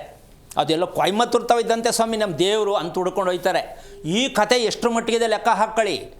ಹುಡ್ಕೊಂಡು ಹೋಗೋದಲ್ಲ ರೀ ದೇವರು. ಯಾರೇ ಹೇಳಿ ದೇವ್ರು ನಿಮ್ದು ಅಲ್ಲೈತೆ, ಅಲ್ಲಿಗೆ ಹೋಗಿ. ನಿಮ್ಮ ದೇವ್ರು ಇದನ್ನು ಮಾಡಿ, ಇಲ್ಲೈತೆ ಇದನ್ನು ಮಾಡಿ. ಇದೇ ತಾನೇ ಅನುಭವಿಸ್ತಾ ಇರೋದು ನಾವು. ಎಲ್ಲಿ ಹೋಗೋ ಸ್ವಾಮಿ ಹುಡುಕೊಂಡು? ನಿಮ್ಮ ಅಪ್ಪ ಅದು ಮಾಡಿದ್ರಂತೆ ಅಲ್ಲಿಗೆ ಹೋಗಿ, ನಿಮ್ಮ ತಾತನ ಕಾಲದಲ್ಲಿ ಇದು ಮಾಡ್ತಿರಂತೆ ಅದು ಮಾಡಿ. ಇದನ್ನು ಕೇಳಿ ಕೇಳಿ ಕೇಳಿ ಮುದುಕರಾಗ್ಬಿಡ್ತಾ ಇದ್ದಾರೆ ಕೇಳೋರೆಲ್ಲ.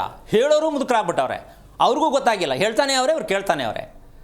ಅದಕ್ಕೋಸ್ಕರವಾಗಿ ಈ 14, 12, 14, 16 ಇದು ನಮ್ಮ ಜೀವನವನ್ನು, ನಮ್ಮ ದೇಹವನ್ನು, ನಮ್ಮ ವಂಶದಲ್ಲಿ ಬಂದಿರತಕ್ಕಂಥ ಸಮಸ್ಯೆಯನ್ನು, ತಂದೆ ತಾಯಿಯಲ್ಲಿ ಬಂದಿರತಕ್ಕಂಥ ಕರ್ಮಗಳನ್ನು, ಅನುವಂಶೀಯತೆ DNA ಸೈನ್ಸಿಗೆ ಬಂದ್ಬಿಡಿ. ಈ DNA ಟೆಸ್ಟ್ ಮಾಡ್ತಾರ ಇಲ್ಲಮ್ಮ? ಈ DNA ಸತ್ಯನೇ 12, 14, 16. ಇದನ್ನು ವಿವರಣೆ ಕೇಳ್ತಾ ಇದ್ದರೆ ನಿಮಗೆ ನಿದ್ದೆ ಬರೋದಲ್ಲ. ಇವತ್ತು ಜನ್ಮ ಸಾರ್ಥಕವಾಯಿತು ಅಂತಿರೋ ಅಂಥ ಅದ್ಭುತವಾದ ಪವಾಡ ಇದೆ ಈ ಒಂದು ಸಮಯದ ಉಪವಾಸ. ಒಂದು ಸಣ್ಣ ಉದಾಹರಣೆ ಕೊಟ್ಬಿಡ್ತೀನಿ. 16 ಗಂಟೆ ಕ್ಲಾಸ್ 1 ಆಗಿರಬೇಕಾದ್ರೆ ರಾತ್ರಿ 8 ಗಂಟೆಗೆ ಊಟ ಮಾಡಿದ್ರೆ 16 ಗಂಟೆ ಎಷ್ಟು ಗಂಟೆ ಹೋಗುತ್ತಮ್ಮ ಬೆಳಗ್ಗೆ? ರಾತ್ರಿ 8 ಗಂಟೆಗೆ ಊಟ ಮಾಡಿದ್ದಾರೆ. ಬೆಳಿಗ್ಗೆ ಟಿಫನ್ ತಿನ್ನೋ ಟೈಮ್ಗೆ 16 ಗಂಟೆ ಆಗಬೇಕು. ಅಂದರೆ 8ರಿಂದ 8 12 ಗಂಟೆ ಆಯಿತು. ರಾತ್ರಿ 8ರಿಂದ ಬೆಳಿಗ್ಗೆ 8 12 ಗಂಟೆ ಆಯಿತು. ಓಕೆ, ಇದು ಅರ್ಧ ರೋಗ ಅರ್ಧ ಒಳ್ಳೆಯದು. 8 ಗಂಟೆಗೆ ಇನ್ನು ಸ್ವಲ್ಪ ಲೆವೆಲ್ಗೆ ಹೋದರೆ 10 ಗಂಟೆ, ಇನ್ನು ಸ್ವಲ್ಪ ಸ್ಟ್ಯಾಂಡರ್ಡ್ ಆಗಿರ್ತೀನಿ, 12 ಗಂಟೆ ಮುಂದಕ್ಕೆ ಹೋಗು. 12 ಗಂಟೆಗೆ ಬಂತು. ರಾತ್ರಿ ಮಾಡಿದ ಊಟ ಕರೆಕ್ಟಾಗಿ 16 ಗಂಟೆ ಗ್ಯಾಪ್ ಕೊಟ್ಕೋಬೇಕು, ದೇಹ ಚೆನ್ನಾಗಿರಬೇಕು ಅಂದರೆ 12 ಗಂಟೆಗೆ ಹೋಯ್ತು. ಹೌದಮ್ಮ? ಇನ್ನು ತಿಂಡಿ ತಿನ್ನೋದ ಊಟ ಮಾಡೋದ? ಅದೇ ಡೌಟ್. ಅದನ್ನ ಲೆಕ್ಕ ಹಾಕ್ಕೊಂಡು 12 ಗಂಟೆಗೆ ತಿಂದರೆ ಮಧ್ಯಾಹ್ನಕ್ಕೇನು, ಆಮೇಲೆ ಸಾಯಂಕಾಲಕ್ಕೇನು? ಈ ಮ್ಯಾಥಮೆಟಿಕ್ಸ್ ಗೊತ್ತಿತ್ತ ಸ್ವಾಮಿ? ಪ್ರತಿಯೊಬ್ಬರು ಬರ್ಕೊಳ್ಳಿ, ದಯವಿಟ್ಟು ಡೈರಿಲಿ ಬರೆದಿಟ್ಕೊಳ್ಳಿ. ಬೆಳಿಗ್ಗೆ ತಿನ್ನೋದು, ಮಧ್ಯಾಹ್ನ ತಿನ್ನೋದು, ರಾತ್ರಿ ತಿನ್ನೋದು ಇದ್ದದ್ದೇ ಸ್ವಾಮಿ. ಏನು ಅನುಭವಿಸಿದ್ದೀರಾ? ಏನು ತಿಳ್ಕೊಂಡಿದ್ದೀರಾ? ಯಾವ ರೀತಿ ಮಗು ಮಾಡ್ಕೊಂಡಿದ್ದೀರಾ? ಈ ಮ್ಯಾಥಮೆಟಿಕ್ಸ್ ಇದೆಯೇನಮ್ಮ? ಬೇಕಲ್ಲ? ಹೌದು. ಹಾಂ, ಜೀವನದಲ್ಲಿ ಬೇಕಾಗಿರೋ ಅತಿ ಮುಖ್ಯವಾದ ರೇಖಾಗಣಿತ ಅಂತ ಹೇಳ್ತಾರೆ. ಇದಕ್ಕೆ ಹೆಸರು ಏನು ಹೇಳ್ತಾರೆ? ರೇಖಾಗಣಿತ ಅಂತ ಹೇಳ್ತಾರೆ. ಇದು ಎಲ್ಲಪ್ಪ ಹುಡ್ಕೋದು? ಸಿಕ್ಕಲ್ಲ ರೀ. ಎಲ್ಲಿ ಹುಡ್ಕೋದು? ನಿಮಗೆ ಸಿಗಲ್ಲ. ನಾವು ಯಾವ ವಿಚಾರ ಹೇಳಿದ್ರು ನಿಮಗೆಲ್ಲೂ ಸಿಗಲ್ಲ. ಯಾವ ಪುಸ್ತಕ ಇನ್ನೂ ಪ್ರಿಂಟ್ ಆಗಿಲ್ಲ. ಸರಿ ಗುರುಜಿ. ಅಂತಹ ಒಂದು ಅದ್ಭುತವಾಗಿರ್ತಕ್ಕಂಥ ಸಮಯದ ವಿಚಾರವನ್ನು ಒಂದೇ ಸಲ ದಡ್ದಡ್ದ ಅಂತ ಹೇಳೋಕ್ಕಾಗಲ್ಲ. ಸದ್ಯಕ್ಕೆ ತಿಳ್ಕೊಳ್ಳಿ. 12 ಗಂಟೆ, 14 ಗಂಟೆ, 16 ಗಂಟೆ ಗ್ಯಾಪ್ ಕೊಡ್ತಕ್ಕಂಥ ದೇಹ ಯಾವ್ಯಾವುದೆಲ್ಲ ಬೇಕಾಗತ್ತೆ ಅಂತಕ್ಕಂಥ ವಿಚಾರವನ್ನು ತಿಳಿಸೋದಕ್ಕೆ ಪ್ರಯತ್ನ ಮಾಡ್ತೀನಿ. ತಿಳ್ಕೊಳ್ಳಿ ಈಗ. ಸರಿ ಗುರುಜಿ. ವೀಕ್ಷಕರೇ, ತಿಂದು ಉಪವಾಸ ಮಾಡೋದು ಹೇಗೆ ಅಂತ ಹೇಳಿ ಗುರುಜಿ ತಿಳಿಸ್ಕೊಡ್ತಾ ಇದ್ರು. ಈ ರೀತಿಯಾಗಿ ಮತ್ತಷ್ಟು ವಿಚಾರವನ್ನು ನಿಮ್ಮೊಂದಿಗೆ ಹಂಚಿಕೊಳ್ತಾರೆ. ಇದೀಗ ಚಿಕ್ಕಮಗಳೂರಿನಿಂದ ಶೋಭಾ ಅಂತ ಹೇಳಿ ಕರೆ ಮಾಡಿದ್ದಾರೆ. ನಮಸ್ಕಾರ ಶೋಭಾ. ನಮಸ್ತೆ. ಯಾರ ಬಗ್ಗೆ ಕೇಳಬೇಕಾಗಿತ್ತು ಹೇಳಿ? ಮನೆ ಬಗ್ಗೆ ಕೇಳಬೇಕಿತ್ತು. ಓಕೆ, ನಕ್ಷತ್ರ ಯಾವುದು ತಿಳಿಸಿ ನಿಮ್ಮದು? ನಮ್ದು ಮಕ್ಕಳು, ಇದು ಮಕ್ಕಳ ಬಗ್ಗೆ ಕೇಳಬೇಕಿತ್ತು. ಭರಣಿ ನಕ್ಷತ್ರ, ಇಬ್ರದ್ದು ಭರಣಿ ನಕ್ಷತ್ರ. ಇಬ್ರು ಭರಣಿ ನಕ್ಷತ್ರದಲ್ಲಿ ಯಾಕೆ ಬಂದ್ರು ಅಂತ ಕೇಳಬೇಕಿತ್ತು. ಸ್ವಲ್ಪ ಜೋರಾಗಿ ಮಾತನಾಡಿ. ಗುರುಜಿ ಇದ್ದಾರೆ, ನಿಮ್ಮ ಪ್ರಶ್ನೆ ಏನು ಅಂತ ಹೇಳಿ. ಹಲೋ. ಹಲೋ, ಹರಿ ಓಂ ಗುರುಗಳೇ. ನಾರಾಯಣ, ಈ ಭರಣಿಗೆ ಯಾಕೆ ಬಂದರು ಅಂತ ಪ್ರಶ್ನೆ. ಹೌದು ಗುರುಗಳೇ, ಇಬ್ರು ಭರಣಿ ನಕ್ಷತ್ರದಲ್ಲೇ ಬಂದಿದ್ದಾರೆ. ಲಾಸ್ಟ್ ನೇವನು ಅಮಾವಾಸ್ಯೆ ತಿಥಿಲಿ ಬಂದಿದ್ದಾನೆ, ಫಸ್ಟ್ ನೇವನು ಭರಣಿ ನಕ್ಷತ್ರ. ಈಗ ಒಂದು 2 ದಿವಸದಲ್ಲಿ ಹಿಂಗೆ ವಾಶ್ರೂಮ್ಗೆ ಹೋಗಿ ಬರ್ತೀನಿ ಅಮ್ಮ ಅಂತ ಹೋದನು. ಹಂಗೆ ತಲುಪಿದ್ ಬಿಟ್ಬಿಟ್ಟ. ಅವ್ನು ಸ್ವಲ್ಪ ಏಟಾಗ್ಬಿಡ್ತು ತುಟಿಗೆ, ಮತ್ತೆ ಅಲ್ಲೂ ಒಂದು ಅರ್ಧ ಕಟ್ಟಾಯ್ತು. ಅದಕ್ಕೆ ಗಾಬರಿ ಆಗಿದೆ, ಯಾಕೆ ಹಂಗೆ ಆಗ್ತಿದೆ ಅಂತ ಕೇಳೋಣ ಅಂತ ಫೋನ್ ಮಾಡಿದೆ ಗುರುಗಳು. ಯಾರು ಅಮಾವಾಸ್ಯೆಲಿ ಹುಟ್ಟಿದವನಿಗ? ಅಲ್ಲ, ಫಸ್ಟ್ ನೇವನು. ಓಕೆ. ಲಾಸ್ಟ್ ನೇವನು ಅಮಾವಾಸ್ಯೆ. ಏನು ಓದಿದ್ಯಮ್ಮ ನೀನು? ನಾನು ಬಿ ಎ ಓದಿದ್ದೆ ಗುರುಗಳೇ. ಎಷ್ಟು ವಯಸ್ಸು ನಿನ್ಗೆ ಮದುವೆ ಆದಾಗ? ನನ್ನ ಮದುವೆ ಆದಾಗ 20 ಗುರುಗಳೇ, 21 ಗುರುಗಳೇ. ಓಕೆ. ನಿಮ್ಮ ಯಜಮಾನ್ ಏನು ಕೆಲಸ ಮಾಡ್ತಾರೆ? ಅವರು ಜಮೀನ್ ಕೆಲಸ ಮಾಡ್ತಾರೆ ಗುರುಗಳೇ. ಟ್ಯಾಕ್ಟ್ರಿ ಓಡಿಸ್ತಾರೆ, ಜಮೀನ್ ಕೆಲಸ ಮಾಡ್ತಾರೆ. ಓಕೆ. ನಿಮ್ಮ ಯಜಮಾನ್ರ ಮನೆಯಲ್ಲಿ, ನಿಮ್ಮ ತಂದೆ ಮನೆಯಲ್ಲಿ, ಈ 2 ಮನೆಯಲ್ಲಿ ಇದನ್ನೆಲ್ಲ ಒಂದು ಜೀವನ ಅನ್ನೋದು ಹೀಗೆ ಬದುಕಬೇಕು, ಹೀಗೆ ಇರಬೇಕು ಅಂತ ತಿಳ್ಕೊಳ್ಳುವಂಥ ವಿಚಾರಕ್ಕೆ ಬಂದರೆ ನಿಮ್ಮ 2 ಮನೆಯಲ್ಲಿ ಯಾರ ಮನೇಲಿ ಇದಿದೆ ಅಭ್ಯಾಸ? ಈ 2 ಮನೆಯಲ್ಲಿ ತಿಳ್ಕೋಬೇಕು ಅನ್ನೋದೇ ಇಲ್ಲ. ಹೆಂಗ್ ಬರುತ್ತೆ ಜೀವನ ಮಾಡ್ಕೊಂಡು ಸಾಕ್ತಿರ್ತಾರೆ ಗುರುಗಳೇ. ತಿಳ್ಕೋಬೇಕು ಅನ್ನೋದು ಒಂಚೂರು ಇಲ್ಲ ಗುರುಗಳೇ. ಅವ್ರಿಗೆ ನಾನು ಹೇಳ್ತೀನಿ ಹೋಗನ್ ಬನ್ನಿ, ಕೇಳನ್ ಬನ್ನಿ ಅಂತ, ಅದು ನಂಬಿಕೆನೂ ಇಲ್ಲ ಗುರುಗಳೇ. ಹಂಗಾಗಿ ಒಂಥರ ಭಯನೇ ಸಕ್ಕತ್ ಭಯ ಆಗುತ್ತೆ ಗುರುಗಳೇ. ಕೇಳಕ್ಕೆ ಭಯನಾ ಅಥವಾ ನೀವು ಮುಂದೆ ಏನಾಗುತ್ತೆ ಅಂತ ಭಯನಾ? ಅಲ್ಲ, ಹೋಗನ ಬನ್ನಿ ಅಂದ್ರೆ ಇವ್ರು ಬರೋದೇ ಇಲ್ಲ. ಆಮೇಲೆ ನಮ್ಗೆ ಮನೆಯಲ್ಲಿ ಒಂಥರನೂ ಭಯನೂ ಆಗುತ್ತೆ ಗುರುಗಳೇ. ಯಾಕೋ ನಮ್ಮ ಮನೆಯಲ್ಲಿ ಒಂಥರ ಭಯನೂ ಆಗ್ತಾ ಇರುತ್ತೆ. ಏನು ಅಂತ ಗೊತ್ತಾಗ್ತಿಲ್ಲ ಗುರುಗಳೇ. ಎಷ್ಟು ವರ್ಷ ಆಯ್ತು ಮನೆ ಕಟ್ಟಿ? ಮನೆ ಕಟ್ಟಿ 12 ವರ್ಷ ಆಯ್ತು ಗುರುಗಳೇ. ಯಾವ ದಿಕ್ಕಿಗೆ ಬಾಗಿಲು ರಸ್ತೆ ಇದೆ? ರಸ್ತೆ ದಕ್ಷಿಣ ದಿಕ್ಕಿಗಿದೆ. ಬಾಗಿಲು ದಕ್ಷಿಣಕ್ಕಿದೆಯಾ ಬೇರೆ ಕಡೆಗಿದೆಯಾ ಅಮ್ಮ? ಏನ್ ಹೇಳಿ ಗುರುಗಳೇ? ಬಾಗಿಲು ದಕ್ಷಿಣಕ್ಕಿದೆಯಾ ಪೂರ್ವಕ್ಕಿದೆಯಾ? ಪೂರ್ವ ಪಶ್ಚಿಮ ಕೊಟ್ಟಿದ್ದಾರೆ. 2 ಪೋರ್ಷನ್ ಮಾಡಿದ್ದಾರೆ. ಒಂದೇ ಮನೇಲಿ 2 ಪೋರ್ಷನ್. ದಕ್ಷಿಣಕ್ಕೆ ರಸ್ತೆ ಇದೆ. 2 ಪೋರ್ಷನ್. ನೀವು ಪೂರ್ವದಲ್ಲಿದ್ದೀರಾ ಪಶ್ಚಿಮದಲ್ಲಿದ್ದೀರಾ? ನಾವು ಪಶ್ಚಿಮದಲ್ಲಿ ಇದೀವಿ ಗುರುಗಳೇ. ಪೂರ್ವಕ್ಕೆ ಬಾಡಿಗೆ ಕೊಟ್ಟಿದ್ದೀರಾ? ಇಲ್ಲ, ಅಣ್ಣ ತಮ್ಮದಿರು. ಆ ಕಡೆ ಅಣ್ಣ ಇದ್ದಾರೆ, ಈ ಕಡೆ ತಮ್ಮ ಇದ್ದಾರೆ. 2 ಅಡುಗೆ ಮನೆ ಇದೆ? 2 ಅಡುಗೆ ಮನೆ ಇದೆ. ಎಷ್ಟು ವರ್ಷ ಆಯ್ತು ಕಟ್ಟಿ ಮನೇನ? ಮನೆ ಕಟ್ಟಿ ಎಷ್ಟು ವರ್ಷ ಆಯ್ತಮ್ಮ? 12 ವರ್ಷ ಆಯ್ತು ಗುರುಗಳು. ಓಕೆ. ಈಗ ನಿಮ್ಮ ಯಜಮಾನ್ರ ತಮ್ಮನ ಅಣ್ಣನ ಹಿಂದ್ಗಡೆ ಇರೋದು? ಅಣ್ಣ ಅಕ್ಕಪಕ್ಕ ಅಣ್ಣ ಇದ್ದಾರೆ ಗುರು. ಓಕೆ. ಸೊ ಇಬ್ರು ಚೆನ್ನಾಗಿ ಹೊಂದಾಣಿಕೆ ಇದೆಯಾ ಅಣ್ಣ ತಮ್ಮಂದಿರಿಗೆ? ಒಂದೊಂದು ಸ್ವಲ್ಪ ದಿವಸ ಚೆನ್ನಾಗಿರ್ತಾರೆ ಗುರುಗಳೇ, ಒಂದೊಂದು ಸ್ವಲ್ಪ ದಿವಸ ಜಗಳ ಆಡ್ತಾರೆ. ನೀವು ಹೆಂಗಸರುಗಳು ನೀವು ಹೇಗಿದ್ದೀರಾ? ನಾವು ಚೆನ್ನಾಗಿಲ್ಲ ಗುರುಗಳು, ಇಬ್ರು ಚೆನ್ನಾಗಿಲ್ಲ. ಓಕೆ. ಚೆನ್ನಾಗಿರ್ಬೇಕಲ್ವಾ? ಚೆನ್ನಾಗಿರ್ಬೇಕು ಅಂತ ಆಸೆ. ಕೇಳಿಸ್ಕೊಮ್ಮ, ಹೇಳ್ಕೊಡ್ತೀನಿ. ತುಂಬ ತಮಾಷೆಯಾದ ವಿಷಯ ಇದು. ಒಂದು ಮನೆ 2 ಭಾಗ ಮಾಡಿ ಅಣ್ಣನಿಗೊಂದು ತಮ್ಮನಿಗೊಂದು. ಇದು ಈ ಮನೆ ಹಾಳಾಗೋ ಕೆಲಸಗಳಮ್ಮ, ಇದು ನಮ್ಮ ದೇಶದಲ್ಲಿ ಹೆಂಗೆ ಬಂದ್ಬಿಟ್ಟೈತೆ ಅಂದರೆ ಇದರಿಂದ ಮನೆ ಹಾಳಾಗತ್ತೆ ಅಂತ ಗೊತ್ತಿಲ್ಲ. ಯಾರು ಒಂದು ಮನೆನ 2 ಭಾಗ ಮಾಡ್ತಾರೆ, 3 ಭಾಗ ಮಾಡ್ತಾರೆ, ಅವರು ವಂಶ ತುಂಬ ಕಷ್ಟಕ್ಕೆ ಸಿಕ್ಕಾಕೊಳ್ಳುತ್ತೆ. ಯಾರು 1 ವರ್ಷದಲ್ಲಿ 2 ಮದುವೆ ಮಾಡ್ತಾರೆ, ನಮೋ ನಮ, ಜೀವನ ಪರ್ಯಂತ ಯಾರೂ ತಲೆ ಎತ್ತಕ್ಕಾಗಲ್ಲ. 1 ವರ್ಷದಲ್ಲಿ 2 ಮದುವೆ. ಈ ಕಿತ್ತೋದರೊಬ್ಬರು ಕೂತಿರ್ತಾರೆ, ಏನು ಇಲ್ಲ ಯುಗಾದಿಯಿಂದ ಆಚ್ಕೊಂಡು ಯುಗಾದಿ ಈ ಮುಂಡೆ ಮಕ್ಳಿಗೆ ಅದು ಯಾಕೆ ಪದ ಬಳಸ್ತೀನಿ ಅಂದ್ರಮ್ಮ, ಯಾವ ಶಿಕ್ಷೆ ಕೊಟ್ಟರು ಕಮ್ಮಿ. ಯುಗಾದಿಯಿಂದ ಆಚ್ಕೊಂತಂತೆ ಈಚ್ಕೊಂತಂತೆ, ಇವ್ರ ಅಪ್ಪ ಹೇಳವನ ಹಂಗಂತ ಅಂತ. ತಪ್ಪಲ್ವಾ ಇದು? ಇವಂದೇ ಮ್ಯಾಥಮೆಟಿಕ್ಸು. ಇದೊಂದು ರೋಗ. ಇನ್ನೊಂದು ರೋಗ ಇದೆ, ಯಾರೋ ಒಬ್ಬರು ಸತ್ತಿರ್ತಾರೆ, ಆ ಸತ್ತಿರೋ ವರ್ಷದೊಳಗಡೆ ಮಾಡಿದ್ರೆ ಸ್ವರ್ಗಕ್ಕೆ ಹೋಯ್ತಾರಂತೆ. ಇದು ಇನ್ನೊಂದು ಕಪ್ರೂಪ. ಅಂದರೆ ನಮ್ಮ ದೇಶದಲ್ಲಿ ಈ ಜ್ಯೋತಿಷಿಗಳು ಮಾಡ್ತಾ ಇರೋ ಮನೆ ಹಾಳು ಮಾಡೋ ಕೆಲಸಗಳಿಂದ ನಮ್ಮ ದೇಶಕ್ಕೆ ಬೆಂಕಿ ಬೀಳ್ತಾ ಇದೆ ಅನ್ನೋ ಪ್ರಜ್ಞೆ ಯಾರಿಗೂ ಇಲ್ಲ. ವರ್ಷ ತುಂಬೋದ್ರೊಳಗಡೆ ಮದುವೆ ಮಾಡಿಬಿಡಿ ಸ್ವರ್ಗಕ್ಕೆ ಹೋಯ್ತಾರೆ ಅಂತ ಹೇಳುವಂಥ ಮನೆ ಹಾಳು ಮಾಡೋ ಐಡಿಯಾ ಹೆಂಗಿದೆ ಅಂದರೆ ಅದಕ್ಕೆ ವರ್ಣನೆ ಕೊಡ್ತೀನಿ. ಮನುಷ್ಯ ಸತ್ತ ಮೇಲೆ 1 ವರ್ಷದವರೆಗೂ ಮನೆಗೆ ಸೂತಕ ಇರುತ್ತಾ ಇಲ್ವಾ? ತಿಂಗಳು ತಿಥಿ ಮಾಡಬೇಕು, ವರ್ಷ ತಿಥಿ ಮಾಡಬೇಕು, ಗೊತ್ತಿದೆಯಲ್ಲ? ಅಲ್ಲ, ಎಲ್ಲರೂ ಮಾಡಲ್ಲ, ಸದ್ಯಕ್ಕೆ ಇರ್ಕೋಣ, ಬೇಕೇ ಬೇಕು. ನಮ್ಮಲ್ಲಿಲ್ಲ ಅಂತಾರೆ. ಅದೆಲ್ಲ ಬ್ರಾಹ್ಮಣರಿಗೆ ಅಂತಾರೆ. ಇಲ್ಲಿ ತಿಳ್ಕೊಂಡವನೇ ಬ್ರಾಹ್ಮಣ, ತಿಳಿದೇ ಇದ್ದವನು ಬೇರೆ. ನಾನು ಹೇಳೋಕ್ಕಾಗಲ್ಲ. ತಿಳ್ಕೊಂಡಿರೋನೇ ಜ್ಞಾನಿ, ಅವನೇ ಬ್ರಾಹ್ಮಣ. ಜಾತಿ ತಗೊಂಡು ಇಟ್ಕೊಂಡು ಅನುಭವಿಸ್ತಾ ಇದ್ದೀವಿ. ಸ್ವಲ್ಪ ಯೋಚನೆ ಮಾಡಿ. ಅವ್ರಿಗೊಂದು ಕಾನೂನು, ಇವ್ರಿಗೊಂದು ಕಾನೂನು. ನಮ್ಮಲ್ಲಿಲ್ಲ ಅನ್ಬಾರ್ದು ಒಂದೇ ಸಲ, ಹೋಲ್ಸಲಾಗಿ. ಈಗ 1 ವರ್ಷದೊಳಗಡೆ ತಿಥಿ ಮಾಡೋದ್ರ ಒಳಗಡೆ, ತಿಥಿ ಮಾಡಿದ ನಂತರ ಆ ಮನೆಗೆ ಶುಭ ಪ್ರಾರಂಭ ಆಗುತ್ತೆ. ಇನ್ನು ಕೆಲವು ಮೇಲೆ 1 ಆಯಿತು 6 ತಿಂಗಳಿಗೆ ಇನ್ನೊಂದು ಡಮಾರ್ ಅಂತ ಹೋಗಿರ್ತದೆ, ಅಥವಾ 3 ತಿಂಗಳಿಗೂ ಡಮಾರ್ ಅಂತ ಹೋಗಿರ್ತದೆ. ಅಮ್ಮ ಇವ್ರಿಗೆ ಟೈಮೇ ಸಿಕ್ಕಲ್ಲ. ಸ್ವಾಮಿ ಇವ್ರು ತಿಥಿ ಮಾಡೋದ, ಇವ್ರು ತಿಥಿ ಮಾಡೋದ, ಅಪ್ಪನ ಮಾಡೋದ, ಅಮ್ಮನ ಮಾಡೋದ?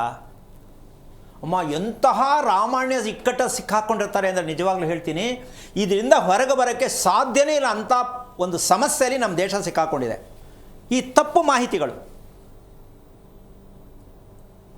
ಆ ಸೂತಕದಲ್ಲಿರಬೇಕಾದ್ರೆ ಮದುವೆ ಮಾಡಿದ್ರೆ, ಆ ಸೂತಕದಲ್ಲೇ ಚಪ್ರ ಹಾಕಿದ್ರೆ ಮದುವೆ ಹೆಣ್ಣಿನ ಗಂಡನ ಕಥೆ ಏನು? ಅವ್ರ ತಿಥಿ ಆಗೋಗುತ್ತೆ. ಇಲ್ಲಿ ತಿಥಿ ಮಾಡಿದೆ, ಇಲ್ಲಿ ತಿಥಿ ಮಾಡ್ದಂಗೆ ಆಗತ್ತಿದು ಅಂತ ಗೊತ್ತಿಲ್ವೇ? ಇವ್ರಿಗೆ ಅರ್ಜೆಂಟು, ಹೆಂಗೋ ತೂಗಿಸ್ಬಿಡೋಣ, ನನ್ನ ಮಗಳು ವಯಸ್ಸಾಗೋಯ್ತು, ನನ್ನ ಮಗನಿಗೆ ವಯಸ್ಸಾಗೋಯ್ತು, ತೂಗಿಸ್ಬಿಡೋಣ, ತಳ್ಳಿಬಿಡೋಣ, ಇದೇ ತಾನೇ ಮದುವೆ ಮಾಡ್ತಾ ಇರೋದು. ಹೋಗ್ಬಿಟ್ರೆ ಸರಿ. ಮಕ್ಕಳನ್ನ ವ್ಯಾನಿಗೆ ದಪ್ತಾರೆ, ಮದುವೆ ಆದಾಗ ಇನ್ನೊಂದು ಮನೆಗೆ ದಪ್ತಾರೆ, ಮುಗ್ದೋಯ್ತು ನಮ್ಮ ಜವಾಬ್ದಾರಿ ಅಂತ. ಅಲ್ಲ, ಅಂಟ್ಕೋತು ನಿಮಗೆ. ಹಲಸಿನಣ್ಣು ಕುಯ್ದಾಗ ಎಣ್ಣೆ ಸರ್ಕೋತಾರೆ, ಏನಕ್ಕಮ್ಮ? ಅಂಟದೇ ಇರಲಿ ಅಂತ. ಹಂಗೆ ಬದುಕಬೇಕ್ರಿ ನಾವು ಹಂಗೆ ಬದುಕಲ್ಲ, ತಾಳ್ಮೆನೇ ಇಲ್ಲ. ಸುಮ್ಮನೆ ಕೈ ಹಿಂಗೆ ಅನ್ಕೊಂಡು ಹೋಗ್ಬಿಡ್ತೀವಿ ನಾವು, ಎಣ್ಣೆನೇ ಸರ್ಕೊಳ್ಳಲ್ಲ.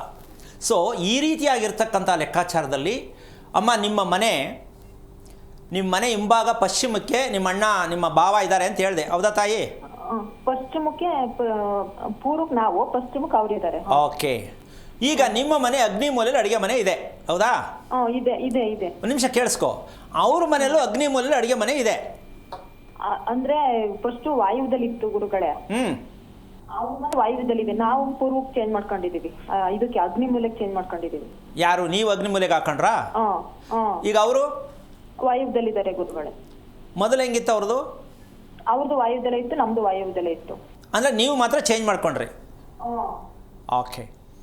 ಈಗ ಅಮ್ಮ ನಿನಗೆ ದಿಕ್ಕು ಗೊತ್ತಾಗತ್ತಾ? ದಿಕ್ಕು ಗೊತ್ತಾಗತ್ತಾ ಅಂದೆ? ದಿಕ್ಕು ಗೊತ್ತಾಗುತ್ತೆ ಗುರು. ಅವ್ರ ಮನೆಯಲ್ಲಿ ಒಂದು ಸಮಸ್ಯೆ ಶುರುವಾಗತ್ತೆ. ಏನು ಅಂದರೆ, ಇವರು ಅಗ್ನಿ ಮೂಲೆಯಲ್ಲಿ ಅಡುಗೆ ಮನೆ ಇರಬೇಕು ಅಂತ ಮಾಡ್ಕೊಂಡ್ರು. ಇವ್ರದ್ದು ತಪ್ಪೆ, ಆದರೂ ಹೇಳೋರೆ ಮಾಡ್ಕೊಂಡಿದ್ದಾರೆ. ವಾಯು ಮೂಲೆಯಲ್ಲಿ ಅವ್ರದ್ದು ಅಡುಗೆ ಮನೆ ಹೋಯ್ತು. ವಾಯುವ್ಯದಲ್ಲಿ ಯಾರಿದ್ದಾರೆ? ಶ್ರೀಮನ್ನಾರಾಯಣ ವಾಸ ಮಾಡುವ ಜಾಗ. ಅಲ್ಲಿ ಬೆಂಕಿ ಹಚ್ಚೋದ್ರಿಂದ 2 ಮನೆಗೂ ಬೆಂಕಿ ಹಚ್ಕೊಂಡಂಗೆ ಆಯ್ತದೆ. ಅಂದರೆ ಕುಟುಂಬದಲ್ಲಿ ಅಲ್ಲೋಲ ಕಲ್ಲೋಲ. ಅವ್ರ ಮನೆಯಲ್ಲಿ ತೆಂಗಿನಕಾಯಿ ಹೊಡೆದ್ರೆ ಇವ್ರು ಅನುಮಾನ ಪಟ್ಕೋಬೇಕು, ಯಾರೋ ಬಂದಿರಬೇಕಾ, ಏನಾದ್ರು ದೇವ್ರು ಮಾಡ್ತಾ ಇರ್ಬೇಕಾ, ತೆಂಗಿನಕಾಯಿ ಹೊಡೆದ್ರಲ್ಲ ಅನುಮಾನ. ಅವ್ರು ಏನು ಮಾಡಿದ್ರು ಈ ಮನೆಗೆ ಅನುಮಾನ, ಇವ್ರೇನು ಮಾಡಿದ್ರು ಅವ್ರಿಗೆ ಅನುಮಾನ. ಅಮ್ಮ ಎಲ್ಲಿಗೆ ಹೋಗು, ನಿಮ್ಮ ತಮ್ಮ ಹಿಂದೆ ಇರ್ಬೇಕಾದ್ರೆ ಮಾಡ್ಸವ್ರೆ, ಮಠ ಮಂತ್ರಕ್ಕೆ ಹೋಗ್ಬಿಡ್ತಿದ್ದು ಟ್ರ್ಯಾಕು. ಹಿಂಗೆ ಹೇಳಿ ಮನೆ ತುಂಬ ತೆಂಗಿನಕಾಯಿ, ಕುಡಿಕೆ, ಮಡಕೆ ಎಲ್ಲ ಕಟ್ಕೊಂಡು ಒಂದ್ರ ಮೇಲೆ ಒಂದು ಹಸಿರು ಕುಡಿಕೆ, ಒಂದು ಕೆಂಪು ಬ್ಯಾಗು. ಹಿಂಗೆ ಮಾಡಿ ಜೀವನದಲ್ಲಿ 2 ಮನೆಯೂ ಚೆನ್ನಾಗಿರಲ್ಲ, ಇಬ್ಬರೂ ನೆಮ್ಮದಿಯಾಗಿರಲ್ಲ, ಆರೋಗ್ಯವಾಗಿರಲ್ಲ. ಒಬ್ರಿಗೊಬ್ಬರು ಅನುಮಾನವಾಗಿ ಯೋಚನೆ ಮಾಡಿಕೊಂಡು ನಮ್ಮ ಅಣ್ಣ ಸರಿ ಇಲ್ಲ, ನನ್ನ ತಮ್ಮ ಸರಿ ಇಲ್ಲ, ಹಿಂಗೆ ಅಂದ್ಕೊಂಡೇ ಜೀವನ ಕಳಿಬೇಕು. ಈ ಥರ ಅಜ್ಞಾನತ್ವದಲ್ಲಿ ಮಕ್ಕಳು ಭರಣಿನಲ್ಲಿ ಹುಟ್ಟದೆ ಇನ್ಯಾವಾಗಮ್ಮ ಹುಡ್ತಾರೆ? ಆಮೇಲೆ ಮನೆ ಕಟ್ಟಿಸಿದ ತಕ್ಷಣ ಈಗಲ್ಲ ಸ್ವಾಮಿ ಮೊದಲೇ ಅಂತ ನೀವು ಅಂದರೆ ನಿಮ್ಮಪ್ಪನ ಮನೆ ಪ್ಲಸ್ ನಿನ್ನ ಗಂಡನ ಮನೆ ಇದೇ ರೀತಿ ಮನೆಗಳನ್ನು ಕಟ್ಟಿಕೊಂಡು ವಾಸ ಮಾಡಿರುವ ಕಾರಣ ಜ್ಞಾನಾರ್ಜನೆ ಇಲ್ಲ, ಸತ್ಯ ಗೊತ್ತಿಲ್ಲ, ಶಾಸ್ತ್ರ ಗೊತ್ತಿಲ್ಲ, ಯಾವುದು ಮನೆ ಶಾಸ್ತ್ರ ದೇಹಶಾಸ್ತ್ರ ಎರಡೂ ಗೊತ್ತಿಲ್ಲ. ಆ ಕಾರಣದಿಂದಾಗಿ ನಿಮ್ಮ ಮಕ್ಕಳು ನಿಮಗೆ ತಿರುಗುಬಾಣವಾಗಿ ನಿಮಗೆ ಭಯವನ್ನು ಉಂಟು ಮಾಡ್ತಕ್ಕಂತಹ ಮಕ್ಕಳಾಚೆಗೋದ್ರೂ ಭಯ, ಗಂಡಾಚೆಗೋದ್ರೂ ಭಯ, ಮನೇಲಿ ಮಲ್ಕೊಳ್ಳೋಕ್ಕೂ ಒಬ್ಬರೇ ಭಯ. ಹೌದಾ ಅಲ್ವಮ್ಮ? ಹೌದು ಗುರುಗಳೇ. ಈಗ ಅದು ಹೆಂಗೆ ಫೇಸ್ ಮಾಡ್ತೀರಿ ಮಾಡಿಪ್ಪ. ಈಗ ಇವನು ಕೇಳಿದ್ರೆ ಅವನು ಒಪ್ಪಲ್ಲ, ಅವನು ಕೇಳಿದ್ರೆ ಇವನು ಒಪ್ಪಲ್ಲ, ಇವರಿಬ್ಬರು ಒಪ್ಪಿ ಜೀವನದ ಸರಿ ಹೋಗಲ್ಲ. ಏನು ಮಾಡಬೇಕೀಗ? ಯಾರು ಒಬ್ಬರು ತೀರ್ಮಾನ ತಗೊಂಡು ಸೀಟ್ ಖಾಲಿ ಮಾಡಬೇಕು. ಇದಕ್ಕೆ ಫಲಿತಾಂಶ ಇದೆ ಅಮ್ಮ, ಅರ್ಥ ಆಯ್ತಾ? ಹೌದು ಗುರುಗಳೇ. ಅಲ್ಲ ನಿನಗೆ ಖುಷಿ ಆಯ್ತಾ ತಿಳ್ಕೊಂಡೆ ಅಂತ ಬೇಜಾರಾಯ್ತಾ? ನಂಗೆ ಕಾರ್ಯಕ್ರಮ ನೋಡ್ತಾ ನನಗೆ ನಿಜವಾಗ್ಲೂ ಬಗ್ಗೆ ಎಲ್ಲ ಗೊತ್ತಾಗ್ತಿದೆ. ನಮ್ಮನೆಯವ್ರಿಗೆ ಹೇಳ್ತಾನೆ ಇದನ್ನ ಬನ್ನಿ ಕೇಳೋಣ. ಬಗ್ಗಲ್ಲ ಬಗ್ಗಲ್ಲ ಬಗ್ಗಲ್ಲ. ಗೊತ್ತಿಲ್ಲ ಅವ್ರಿಗೂ ಅಷ್ಟೇ ನಂಗೆ. ಓಕೆ ಇರಲಿ. ನಿಮ್ಮ ಇಬ್ಬರಲ್ಲಿ ಗಂಡ ಹೆಂಡತಿ ಇಬ್ಬರಲ್ಲಿ ಅಮ್ಮ, ಗಂಡ ಹೆಂಡತಿ ಇಬ್ಬರಲ್ಲಿ ಉಪ್ಪಿನಕಾಯಿ ಚಟ್ನಿ ಪುಡಿ ಈ ಎರಡು ಯಾರಿಗಿಷ್ಟ? ನಂಗೆ ಉಪ್ಪಿನಕಾಯಿ ಇಷ್ಟ ಗುರುಗಳೇ. ನಿಮ್ಮ ಯಜಮಾನ್ರಿಗೆ? ಅವರು ಅಷ್ಟೇ. ಗೊಜ್ಜು ಗೊಜ್ಜು ಗೊಜ್ಜು ಗೊಜ್ಜು ನಂಗೆ ಇಷ್ಟ ಗುರುಗಳೇ. ಈಗ ಗೊತ್ತಾಯ್ತಲ್ಲ, ಈ ಚಟ್ನಿ ಪುಡಿ ಉಪ್ಪಿನಕಾಯಿ ಗೊಜ್ಜು ಯಾರು ಇಷ್ಟಪಡ್ತಾರೆ? ನಮೋ ವೆಂಕಟೇಶ. ಚಪಲದಲ್ಲೇ ಇರ್ತಾರೆ ಹೊರತು ಜೀವನದಲ್ಲಿ ಇವ್ರಿಗೇನು ಸಿಕ್ಕಲ್ಲ. ಉಪ್ಪಿನಕಾಯಿ ಯಾರು ತಿಂತಾರೆ ತಿಳ್ಕೊಳ್ಳಿ, ಅರ್ಧ ಮೈಂಡ್ ಹೋಗಿದೆ ಅಂತ, ಡ್ಯಾಮೇಜ್. ಈ ಗೊಜ್ಜು ತುಂಬ ಇಷ್ಟ. ಆಹಾ ಹುಳಿ ಏನು ತಿಂತಾಯಿದ್ರೆ ಪುಳಿಯೋಗರೆ, ಆಹಾ ಪುಳಿಯೋಗರೆ. ನೀವು ಒಗರೆ ಆಗ್ಬಿಟ್ಟಿರ್ತೀರ. ತಿನ್ನಬಾರ್ದ? ತಿನ್ನಿ, ತಿನ್ನಬೇಡ ಅಂತ ಹೇಳ್ತಿಲ್ಲ. ಆ ಬಾಯಿ ಬರೀ ನಾಲ್ಗೆ ರುಚಿ ಯಾರು ಇಷ್ಟಪಡ್ತಾರೆ? ಚಟ್ನಿ ಪುಡಿ ಉಪ್ಪಿನಕಾಯಿ ಯಾರ ಮನೇಲಿಲ್ಲ ಸ್ವಾಮಿ. ಅದೇ ಸ್ವಾಮಿ ಎಲ್ಲ ಆಫ್ ಮೈಂಡೇ ಸ್ವಾಮಿ ತಿಂದವ್ರಿಗೆ. ಅಂದರೆ ತಿನ್ನಬಾರ್ದ? ತಿನ್ನಿ.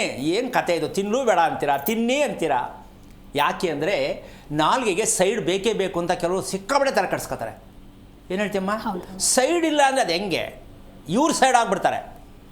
ಸೊ ಯಾಕೆ ಈ ಮಾತು ಕೇಳಿದೆ ಅಂದ್ರಮ್ಮ, ನಿನಗೆ ಆವೇಶ, ಉದ್ವೇಗ, ಬೇಜಾರು, ಭಯ ಯಾರು ಇದನ್ನು ತಿಂತಾರೆ ಇವರಿಗೆ ಸದಾ ಅವ್ರ ದೇಹದಲ್ಲಿರುತ್ತೆ. ಗೊತ್ತಾಯ್ತೇನಮ್ಮ? ಇನ್ಮೇಲೆ ಏನು ಮಾಡ್ಬೇಕು ನೀನು? ಅದೆಲ್ಲ ಕಮ್ಮಿ ಮಾಡಬೇಕು. ಕಮ್ಮಿ ಅಲ್ಲ ನೋಡು, ಅಲ್ಲೂ 50%. ಏನಮ್ಮ ಕತೆ? ಅಲ್ಲೂ 50%ಗೆ ಬಂದರು, ಇನ್ನೂ ಪೂರ್ತಿ ರೆಡಿ ಇಲ್ಲ. ಈಗ ಎರಡೂ ಮಕ್ಕಳು ಒಂದು ರೀತಿ ಹುಚ್ಚುತನದ ಮನಸ್ಥಿತಿಲಿ ಇರ್ತಾರೆ. ಅವ್ರು ಇನ್ನೂ ರುಚಿ. ಏನಮ್ಮ? ಹೌದಾ ಅಲ್ಲಮ್ಮ? ಹೌದು ಗುರುಗಳೇ. ಈಗ ಯಾರ್ದಮ್ಮ ತಪ್ಪು? ತಪ್ಪು ನಮ್ದೇ ಅಂತ ನಂಗೆ ಗೊತ್ತಾಯ್ತು. ಈಗ ಏನು ಮಾಡೋಣ ಹೇಳಮ್ಮ? ಅಲ್ಲ ಮದುವೆ ಆಯಿತು, ಮಗು ಆಯಿತು, ಈಗ ತಪ್ಪು ಈಗ ಗೊತ್ತಾಯಿತು. ಈಗ ಏನು ಮಾಡೋಕ್ಕಾಗತ್ತೆ? ನೀನು ಟೆನ್ಷನ್ ಮಾಡಿಕೊಂಡು ನಿನ್ನ ಗಂಡ ಮೇಲೆ ಜಗಳಕ್ಕೆ ಬಿಡಬೇಡ. ಅದೇ ಗುರುಗಳೇ ಆಗ್ತಿರೋದು. ಮಾಡಬೇಡ, ಕಷ್ಟ ಆಗತ್ತೆ, ತುಂಬ ಕಷ್ಟ ಆಗತ್ತೆ, ಇಬ್ಬರಿಗೂ ಜಗಳ ಜಾಸ್ತಿ ಆಗತ್ತೆ. ಆಮೇಲೆ ಕಾರ್ಯಕ್ರಮ ನೀನು ಯಾರು ನೋಡುವಂಥದ್ದು? ಯಾರೋ ಕುತ್ಕೊಂಡು ಹೇಳ್ತಾರೆ ಅಂತ ನನಗೂ ಬಯಸಿ ನೀನು ಬಯಸ್ಕೋಬೇಡ. ಒಂದು ಬೈದರೂ ನನಗೇನು ತೊಂದರೆ ಇಲ್ಲ, ಆದರೆ ಒಂದು ತಿಳ್ಕೊಮ್ಮ, ತಾಳ್ಮೆ ಬೇಕು. ನಿಮ್ಮ ಮನೇಲಿ ತಾಳ್ಮೆ ಬರಲ್ಲ. ದಕ್ಷಿಣಕ್ಕೆ ರಸ್ತೆ ಇದೆ. ಅದಕ್ಕೇನು ಮಾಡು ಅಂದರೆ ನಿಮ್ಮ ಯಜಮಾನರಿಗೆ ಮಕ್ಕಳಿಗೋಸ್ಕರ ತಿಳ್ಕೊಳ್ಳೋಕೆ ಪ್ರಯತ್ನ ಮಾಡೋಣ, ಮಕ್ಕಳು ನೆಮ್ಮದಿಯಾಗಿರೋದಕ್ಕೆ ಒಂಚೂರು ಪ್ರಯತ್ನ ಮಾಡೋಣ ಅಂತ ಸ್ವಲ್ಪ ಪರಿವರ್ತನೆ ಮಾಡಿದ್ರೆ ನಿಮ್ಮ ಯಜಮಾನರು ಬಗ್ತಾರಾ? ಹಲೋ ಹಲೋ ಹೇಳಿ ಗುರುಗಳೇ. ಆ ರೀತಿ ನಿಮ್ಮ ಯಜಮಾನ ಕನ್ವಿನೆನ್ಸ್ ಮಾಡಿ ಎಲ್ಲರೂ ದೇವಸ್ಥಾನ ಕರ್ಕೊಂಡೋಗಿ ಅಲ್ಲಿ ಕೂತ್ಕೊಂಡು ಮಾತಾಡಿ. ಮನೇಲಿ ಕೂತ್ಕೊಂಡು ಮಾತಾಡಿ ನಿಮ್ಮಿಬ್ರಿಗೂ ಜಗಳ ಆಗಿ ಊಟ ಬಿಟ್ಟು ಮಲ್ಕತ್ತೀರ. ನಿಮ್ಮ ಮನೇಲಿ ಏನೂ ಮಾತಾಡಬೇಡಿ. ನಿಮ್ಮ ಮನೆ ಜಗಳದ ಮನೆ. ಹೌದು ಗುರುಗಳೇ. ಜಗಳ, ಕೋಪ, ಬೇಜಾರು, ನಿದ್ದೆ ಬರಲ್ಲ, ಕೂತ್ಕೊಂಡು ನಿದ್ದೆ ಮಾಡಬೇಕು. ಯಾರಿಗಮ್ಮ ಬೇಕು? ಇದೆಲ್ಲ ಹೇಳಿದ್ರೆ ಕೇಳಿದ್ರೆ ಕೆಲವರು ನಂಬದೇ ಇರೋರಿಗೆ ಅದರಲ್ಲೂ ಅಶ್ವಿನಿ ನಕ್ಷತ್ರ ಅಂತ ಹೇಳ್ತೀಯ, ನೀನು ಯಾಕೆ ತಲೆ ಕೆಡಿಸ್ಕೊತೀಯ, ಅವೆಲ್ಲ ಯಾಕೆ ನಂಬ್ತೀಯ ಅಂತ ಹೇಳಿ ಜಗಳ ಆಗತ್ತೆ. ಅದಕ್ಕೆ ಅವಕಾಶ ಮಾಡ್ಕೋಬೇಡ. ದೇವ್ರಿಗೆ ನೀನು ದೇವಸ್ಥಾನಕ್ಕೆ ಹೋಗು, ಧ್ಯಾನ ಮಾಡು, ಮನೆಗೆ ಬಾ, ಸುಮ್ಮನೆ ಇದ್ಬಿಡು, ತಲೆ ಕೆಡಿಸ್ಕೊಳಕ್ಕೆ ಹೋಗ್ಬೇಡ. ನೀನು ರಿಪೇರಿ ಮಾಡೋಕ್ಕಾಗಲ್ಲ. ಹಂಗಂತ ನಿನ್ನ ಗಂಡ ಮೇಲೆ ಜಗಳ ಆಡ್ಬಿಟ್ಟು ಮಕ್ಕಳಿಗೋಸ್ಕರ ಜಗಳ ಆಡಬೇಡಿ. ನಾ ಹೇಳಿದೆ ಅಂತಲೂ ಮನಸ್ಸು ಕೆಡಿಸ್ಕೋಬೇಡಿ. ಇದಕ್ಕೇನು ಮಾಡಬೇಕು ಪರ್ಯಾಯ ಅಂದರೆ, ಒಂದು ಹೆಣ್ಣು ಒಂದು ಗಂಡನನ್ನು ರಿಪೇರಿ ಮಾಡೋ ಶಕ್ತಿ ಇಲ್ಲ ಅಂದರೆ ನೀನು ಮಾಡುತ್ತಿರುವ ಅಡುಗೆ ರುಚಿ ಇಲ್ಲ, ನೀನು ಮಾತನಾಡುವ ಮಾತು ಕ್ಲಾರಿಟಿ ಇಲ್ಲ. ಇದು ನಿನ್ನ ಗಂಡನಿಗೆ ತದ್ವಿರುದ್ಧವಾಗಿ ಇರತಕ್ಕಂಥ ವಿಚಾರ. ಏನು ಹೇಳ್ತೀಯ ತಾಯಿ?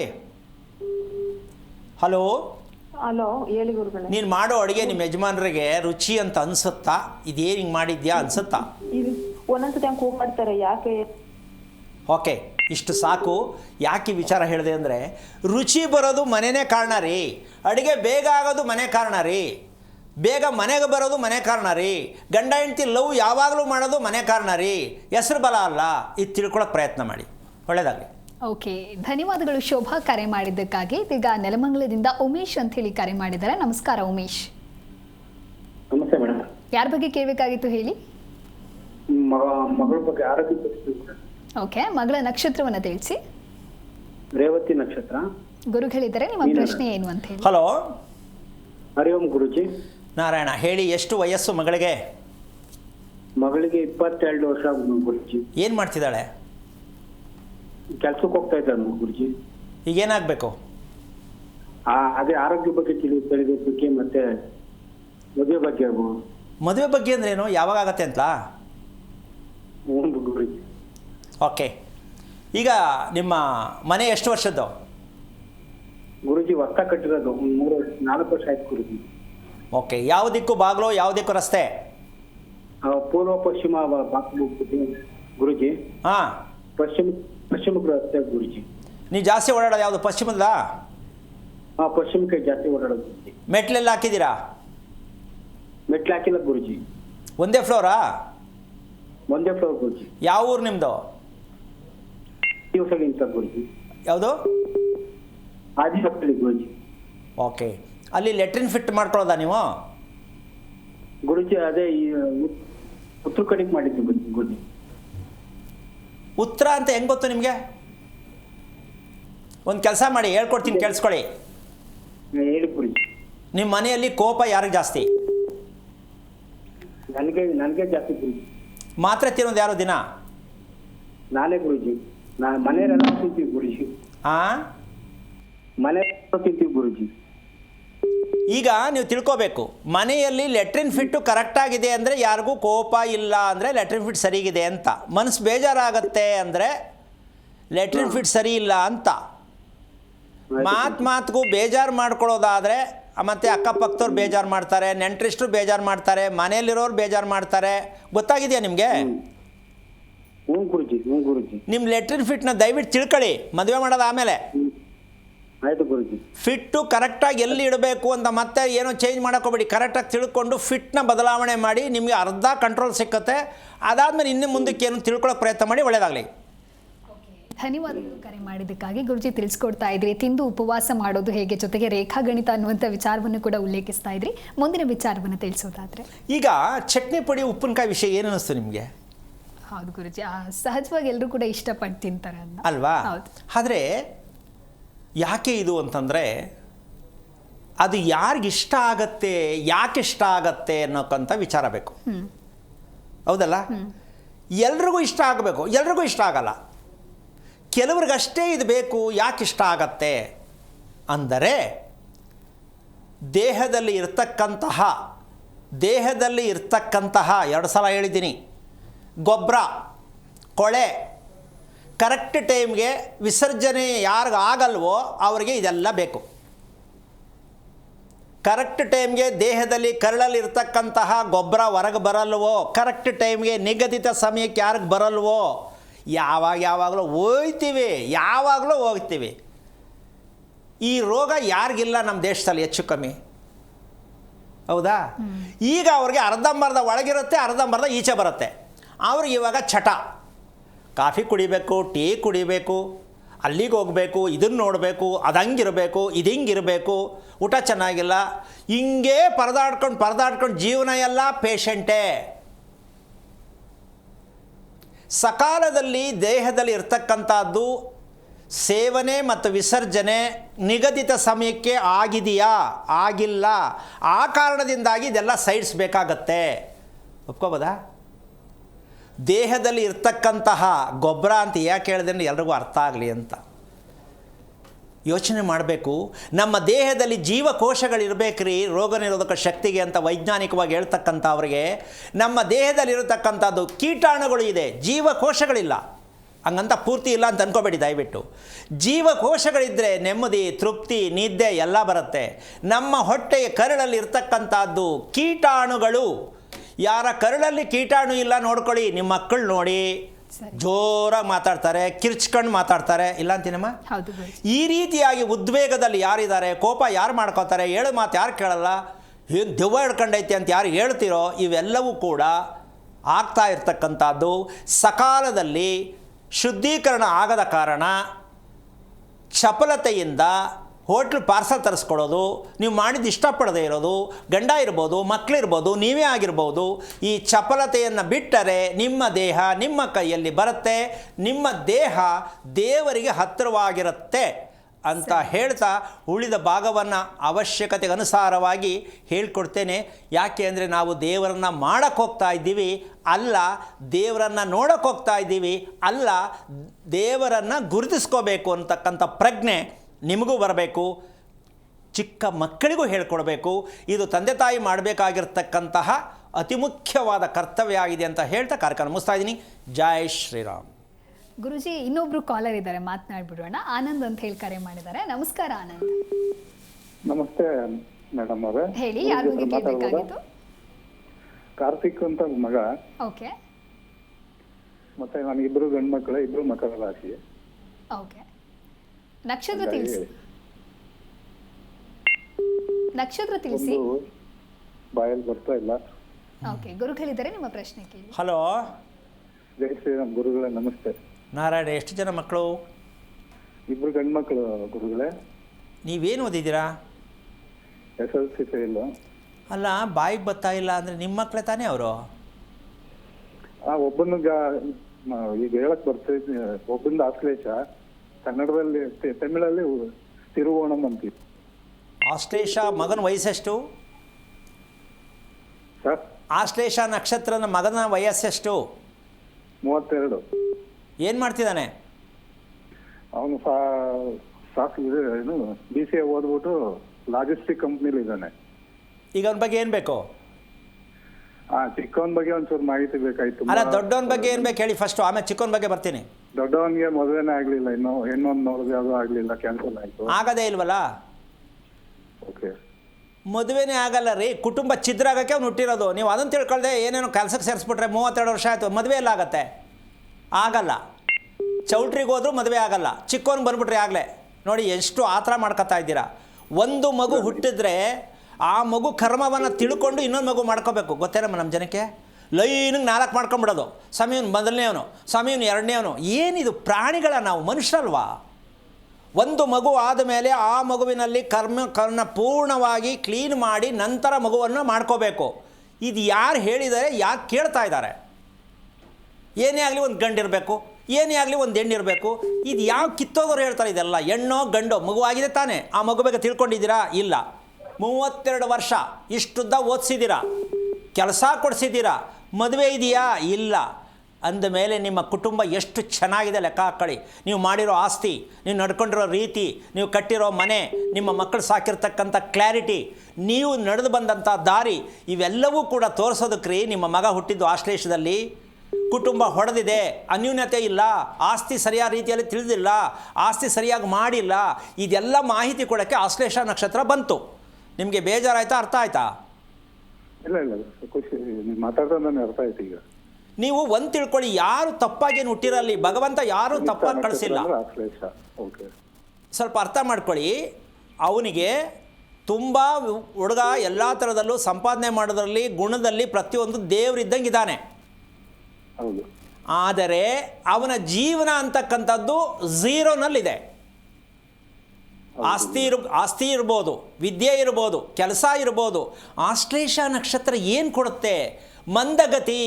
ಯಾವುದು ಕೂಡ ಊಟ ಮಾಡೋದಾಗಲಿ, ರಾತ್ರಿ ಮಲಗೋದಾಗಲಿ, ಮನೆಗೆ ಬರೋದಾಗಲಿ, ಯಾವುದೇ ವಿಚಾರದಲ್ಲಿ ಮಂದ, ನಿಧಾನಕ್ಕಾಗತ್ತೆ, ನಿಧಾನಕ್ಕೆ ಮಾಡ್ತಾನೆ. ಗುರ್ತಿಸಿದ್ರೆ ಹೋಗಲಿ ನಿಮ್ಮ ಮಗನ್ನ?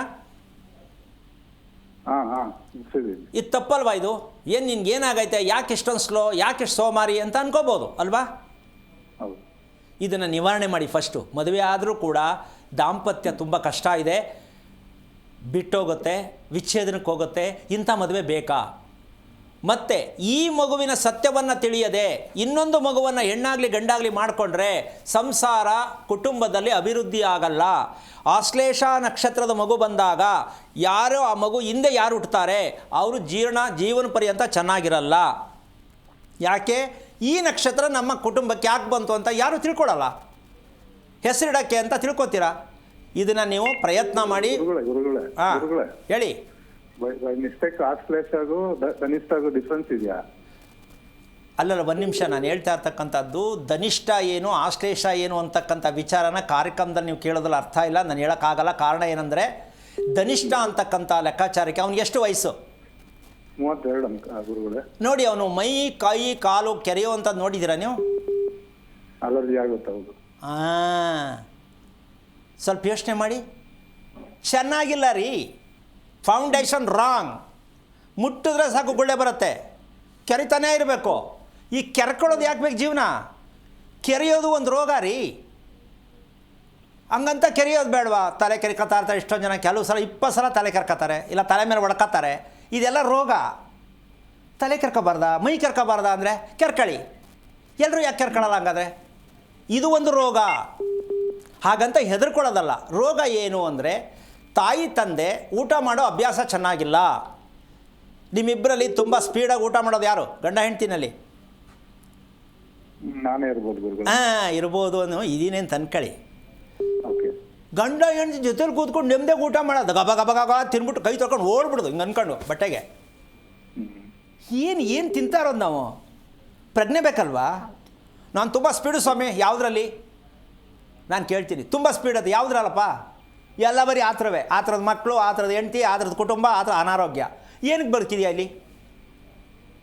ಸೊ ಈ ರೀತಿಯಾಗಿದ್ದೆಲ್ಲ ತಿಳ್ಕೋಬೇಕು ಅಂದರೆ ನಿಮ್ಮ ಮಗನ ಮದುವೆ ಮಾಡಬೇಡಿ ದಯವಿಟ್ಟು. ಫಸ್ಟು ನನ್ನ ಮಗನಿಗೆ ಆಸ್ಟ್ರೇಲಿಯಾದಲ್ಲಿ ಬಂದಿರುವ ಕಾರಣ ನಮ್ಮ ಹೆಂಡತಿ ಮನೆ ಕತೆ ಏನು, ನಮ್ಮ ಅಪ್ಪನ ಮನೆ ಕತೆ ಏನು, ಆ ಮಗುವಿನ ಆರೋಗ್ಯ ಸ್ಥಿತಿ ಏನು, ಅವರ ದಾಂಪತ್ಯ ಹೇಗಿರುತ್ತೆ, ಮಾಡಿದ್ರೆ ಯಾವ ರೀತಿ ಹುಡುಗಿಯನ್ನು ಮಾಡ್ಕೊಳ್ಳೋದು ಅನ್ನೋದಕ್ಕಿನ್ನ, ಯಾವ ರಾಶಿ ಹುಡುಗಿಯನ್ನು ಮಾಡ್ಕೋಬೇಕು ಅನ್ನೋದಕ್ಕಿನ್ನ ನನ್ನ ಮಗನಿಗೆ ರಿಪೇರಿ ಮಾಡುವುದು ಹೇಗೆ ಅಂತ ತಿಳ್ಕೊಳ್ಳಿ.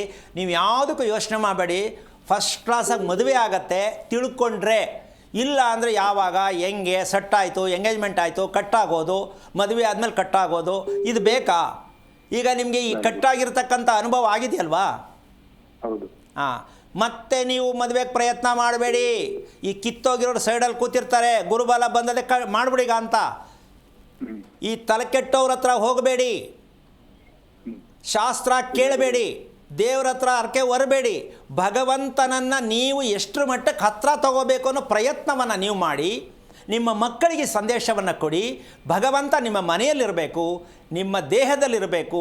ಈ ಸತ್ಯವನ್ನು ಸಂದೇಶಪೂರ್ವಕವಾಗಿ ಪ್ರತಿಯೊಬ್ಬರು ತಂದೆ ತಾಯಿಗಳು ಹೇಳೋದೇ ಆದರೆ ಜೀವನ ತುಂಬ ಚೆನ್ನಾಗಿರುತ್ತೆ. ಈಗ ಖುಷಿ ಆಯಿತಾ, ಬೇಜಾರಾಯಿತಾ? ಈಗ ನೀವೇನು ಮಾಡಬೇಕು? ನಮ್ಗೆ ಅದಕ್ಕೇನು ಪರಿಹಾರ ಇದೆ ತಮ್ಮ ಹತ್ರ ಬಂದು ಒಂದು ದಿವಸ ಭೇಟಿಯಾಗಿ ಕೂತ್ಕೊಳ್ತೀನಿ. ಅಂದರೆ ನೀವೇನು ಮಾಡಬೇಕು ಅಂತಂದರೆ, ಮಹಾವಿಷ್ಣು ದೇವಸ್ಥಾನ ಅಂದರೆ ತಿರುಪತಿ ಶ್ರೀನಿವಾಸರ ಹತ್ರ ಹೋಗಿ, ಯಾವುದೇ ದೇವಸ್ಥಾನ, ಶ್ರೀನಿವಾಸರ ದೇವಸ್ಥಾನ ತಿರುಪತಿಗೆ ಹೋಗಬೇಕು ಅಂತಲ್ಲ, ಅಲ್ಲಿ ಹೋಗಿ ನಿಮ್ಮ ಮಗನ ಕುಂಡಲಿಯನ್ನು ದೇವರ ಹತ್ರ ಪಾದ ಹತ್ರ ಇಡಿಸಿ ಕೇಳಿದ್ರೆ ಮಾತ್ರ ನಿಮಗೆ ದಾರಿ ಸಿಕ್ಕತ್ತೆ. ನೇರ ಬಂದರೆ ನಮಗೆ ದಾರಿ ಸಿಕ್ಕಲ್ಲ. ಶ್ರೀನಿವಾಸರ ಪಾದದ ಹತ್ರ ಹೋಗಿ ಈ ಮಗುವಿನ ಕುಂಡಲಿಯನ್ನು ಇಟ್ಟಾಗ ಆ ಮಗುವಿನ ಸತ್ಯವನ್ನು ತಿಳಿಯೋದಕ್ಕೆ ನಿಮಗೆ ದಾರಿ ಸಿಕ್ಕತ್ತೆ. ಇಲ್ಲ ನೀವು ಬರೋಕ್ಕೆ ದಾರಿ ಸಿಕ್ಕಲ್ಲ, ನಮ್ಮ ಆಫೀಸ್ ಕಡೆ ಹೋದರೂ ನಿಮ್ಗೆ ಅಡ್ರೆಸ್ ಸಿಕ್ಕಲ್ಲ, ಹೊರೆ ಪಕ್ಷ ನಾನೇ ಸಿಕ್ಕಲ್ಲ. ಇದು ಎಚ್ಚರಿಕೆಯಿಂದಿರಬೇಕು. ಕಾರಣ ಯಾಕೆ ಹೇಳಿದೆ ಅಂದರೆ, ಶ್ರೀ ಮಹಾವಿಷ್ಣುವಿನ ಶಾಪದಲ್ಲಿ ಹುಟ್ಟಿರತಕ್ಕಂಥದ್ದು ಆಶ್ಲೇಷ ನಕ್ಷತ್ರ. ಈ ಮಹಾವಿಷ್ಣು ಯಾರು ಅಂದರೆ, ಉಸಿರಾಟದ ವಿಚಾರವನ್ನು ಗೊತ್ತಿಲ್ಲದೆ ಇರತಕ್ಕಂಥವರಿಗೆ ಮಹಾವಿಷ್ಣುವಿನಲ್ಲಿ ಇರ್ತಕ್ಕಂಥದ್ದು. ಹೃದಯದಲ್ಲಿ ಭಗವಂತ ಇದ್ದಾನೆ ಅಂತ ಹೇಳ್ತೀವಿ, ಉಸಿರಾಟದಲ್ಲಿ ದೇವ್ರನ್ನ ಉಪಯೋಗಿಸ್ಕೋಬೇಕು ಅಂತ ಗೊತ್ತಿಲ್ಲ.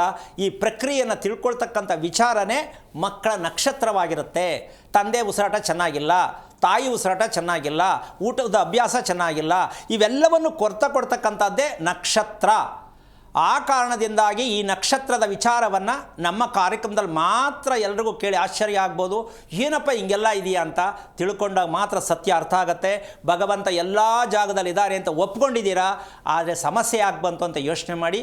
ಇದಿಷ್ಟು ನಿಮಗೆ ಅರ್ಥ ಮಾಡ್ಕೊಳ್ಳುವಂಥ ವಿಚಾರ. ಈಗ ಓಕೆ, ಧನ್ಯವಾದಗಳು ಕರೆ ಮಾಡಿದ್ದಕ್ಕಾಗಿ. ಗುರುಜಿ, ಸಾಕಷ್ಟು ವಿಚಾರದ ಕುರಿತಂತೆ ನಮ್ಮ ವೀಕ್ಷಕರಿಗಾಗಿ ತಿಳಿಸ್ಕೊಟ್ಟಿದ್ದೀರಾ. ಧನ್ಯವಾದಗಳು ಗುರುಜಿ. ಕಾರ್ಯಕ್ರಮಕ್ಕೆ ಪ್ರತಿಯೊಂದು ವಿಚಾರದಲ್ಲೂ ಯಾವುದೇ ಕಾರಣಕ್ಕೂ ಯಾರೇ ಆಗಲಿ ಭಯ ಬೀಳಬೇಡಿ, ಆತಂಕ ಬೀಳಬೇಡಿ. ಸತ್ಯವಾದ ವಿಚಾರ ನಮಗೆ ಸಿಗ್ತಾ ಇದೆ, ತಿಳ್ಕೊಳ್ಳೋಕೆ ಪ್ರಯತ್ನ ಮಾಡೋಣ ಅಂತ ಪ್ರಯತ್ನ ಮಾಡಿ. ಎಲ್ಲರೂ ಕೂಡ ನಾವು ತಪ್ಪು ಮಾಡಿಬಿಟ್ಟಿದ್ದೀವಿ, ಪಾಪ ಮಾಡಿಬಿಟ್ಟಿದ್ದೀವಿ, ಕರ್ಮ ಮಾಡಿಬಿಟ್ಟಿದ್ದೀವಿ. ದಯವಿಟ್ಟು ಯಾರು ಅನ್ಕೋಬೇಡಿ, ಯಾರು ಪಾಪ ಕರ್ಮ ಮಾಡಿಲ್ಲ. ಗೊತ್ತಿಲ್ಲದೇ ಇರುವುದೇ ಪಾಪ ಕರ್ಮವೇ ಹೊರತು ಯಾವ ಕಾರಣಕ್ಕೂ ಅದ್ರ ಬಗ್ಗೆ ಯೋಚನೆ ಮಾಡಿ ಖುಷಿಯಾಗಿರಿ, ನೆಮ್ಮದಿಯಾಗಿರಿ, ಕಾರ್ಯಕ್ರಮವನ್ನು ಅರ್ಥ ಮಾಡ್ಕೊಳ್ಳಿ ಅಂತ ಹೇಳ್ತಾ ಕಾರ್ಯಕ್ರಮ ಮುಗಿಸ್ತಾ ಇದ್ದೀನಿ. ಜೈ ಶ್ರೀರಾಮ್. ಸರಿ ಗುರೂಜಿ. ನೋಡಿದ್ರಲ್ವ ವೀಕ್ಷಕರೇ, ಮಗುವಿನಲ್ಲಿ ಭಗವಂತನಿದ್ದಾನೆ ಅನ್ನುವಂತಹ ವಿಚಾರವನ್ನ ಪ್ರತಿಯೊಬ್ಬ ಪೋಷಕರು ಕೂಡ ತಮ್ಮ ಮಗುವಿಗೆ, ತಮ್ಮ ಮಕ್ಕಳಿಗೆ ಅರ್ಥೈಸಿದಾಗ ಮಾತ್ರ ಅವರು ಆರೋಗ್ಯವಂತರಾಗಿರ್ತಾರೆ, ತಮ್ಮ ಬದುಕು ಸಾರ್ಥಕವಾಗುತ್ತೆ ಅನ್ನುವಂಥ ವಿಚಾರವನ್ನ ಬಹಳ ಅರ್ಥಪೂರ್ಣವಾಗಿ ಗುರೂಜಿ ತಿಳಿಸ್ಕೊಟ್ಟಿದ್ದಾರೆ. ಇದಾಗಿತ್ತು ಈ ಹೊತ್ತಿನ ವಿಶೇಷ. ನೋಡ್ತಾ ಇರಿ ಜಿ ಕನ್ನಡ ನ್ಯೂಸ್, ಸತ್ಯವೇ ಸುದ್ದಿಯ ಜೀವಾಳ. ಹೆಚ್ಚಿನ ಮಾಹಿತಿಗಾಗಿ ಸಂಪರ್ಕಿಸಿ ಶ್ರೀಮಾನ್ ಶ್ರೀ ಪುರುಷೋತ್ತಮ್ ದೇಶಿ ಗುರೂಜಿ, ಶ್ರೀ ಧರ್ಮ ಮಾರ್ಗ ಕಚೇರಿ, ನಂಬರ್ 532, ಮಲಥಳ್ಳಿ ಮುಖ್ಯ ರಸ್ತೆ, ಬೆಂಗಳೂರು 560056. ಸಂಪರ್ಕಿಸಿ 9148639933, 8618915231, 91082588834.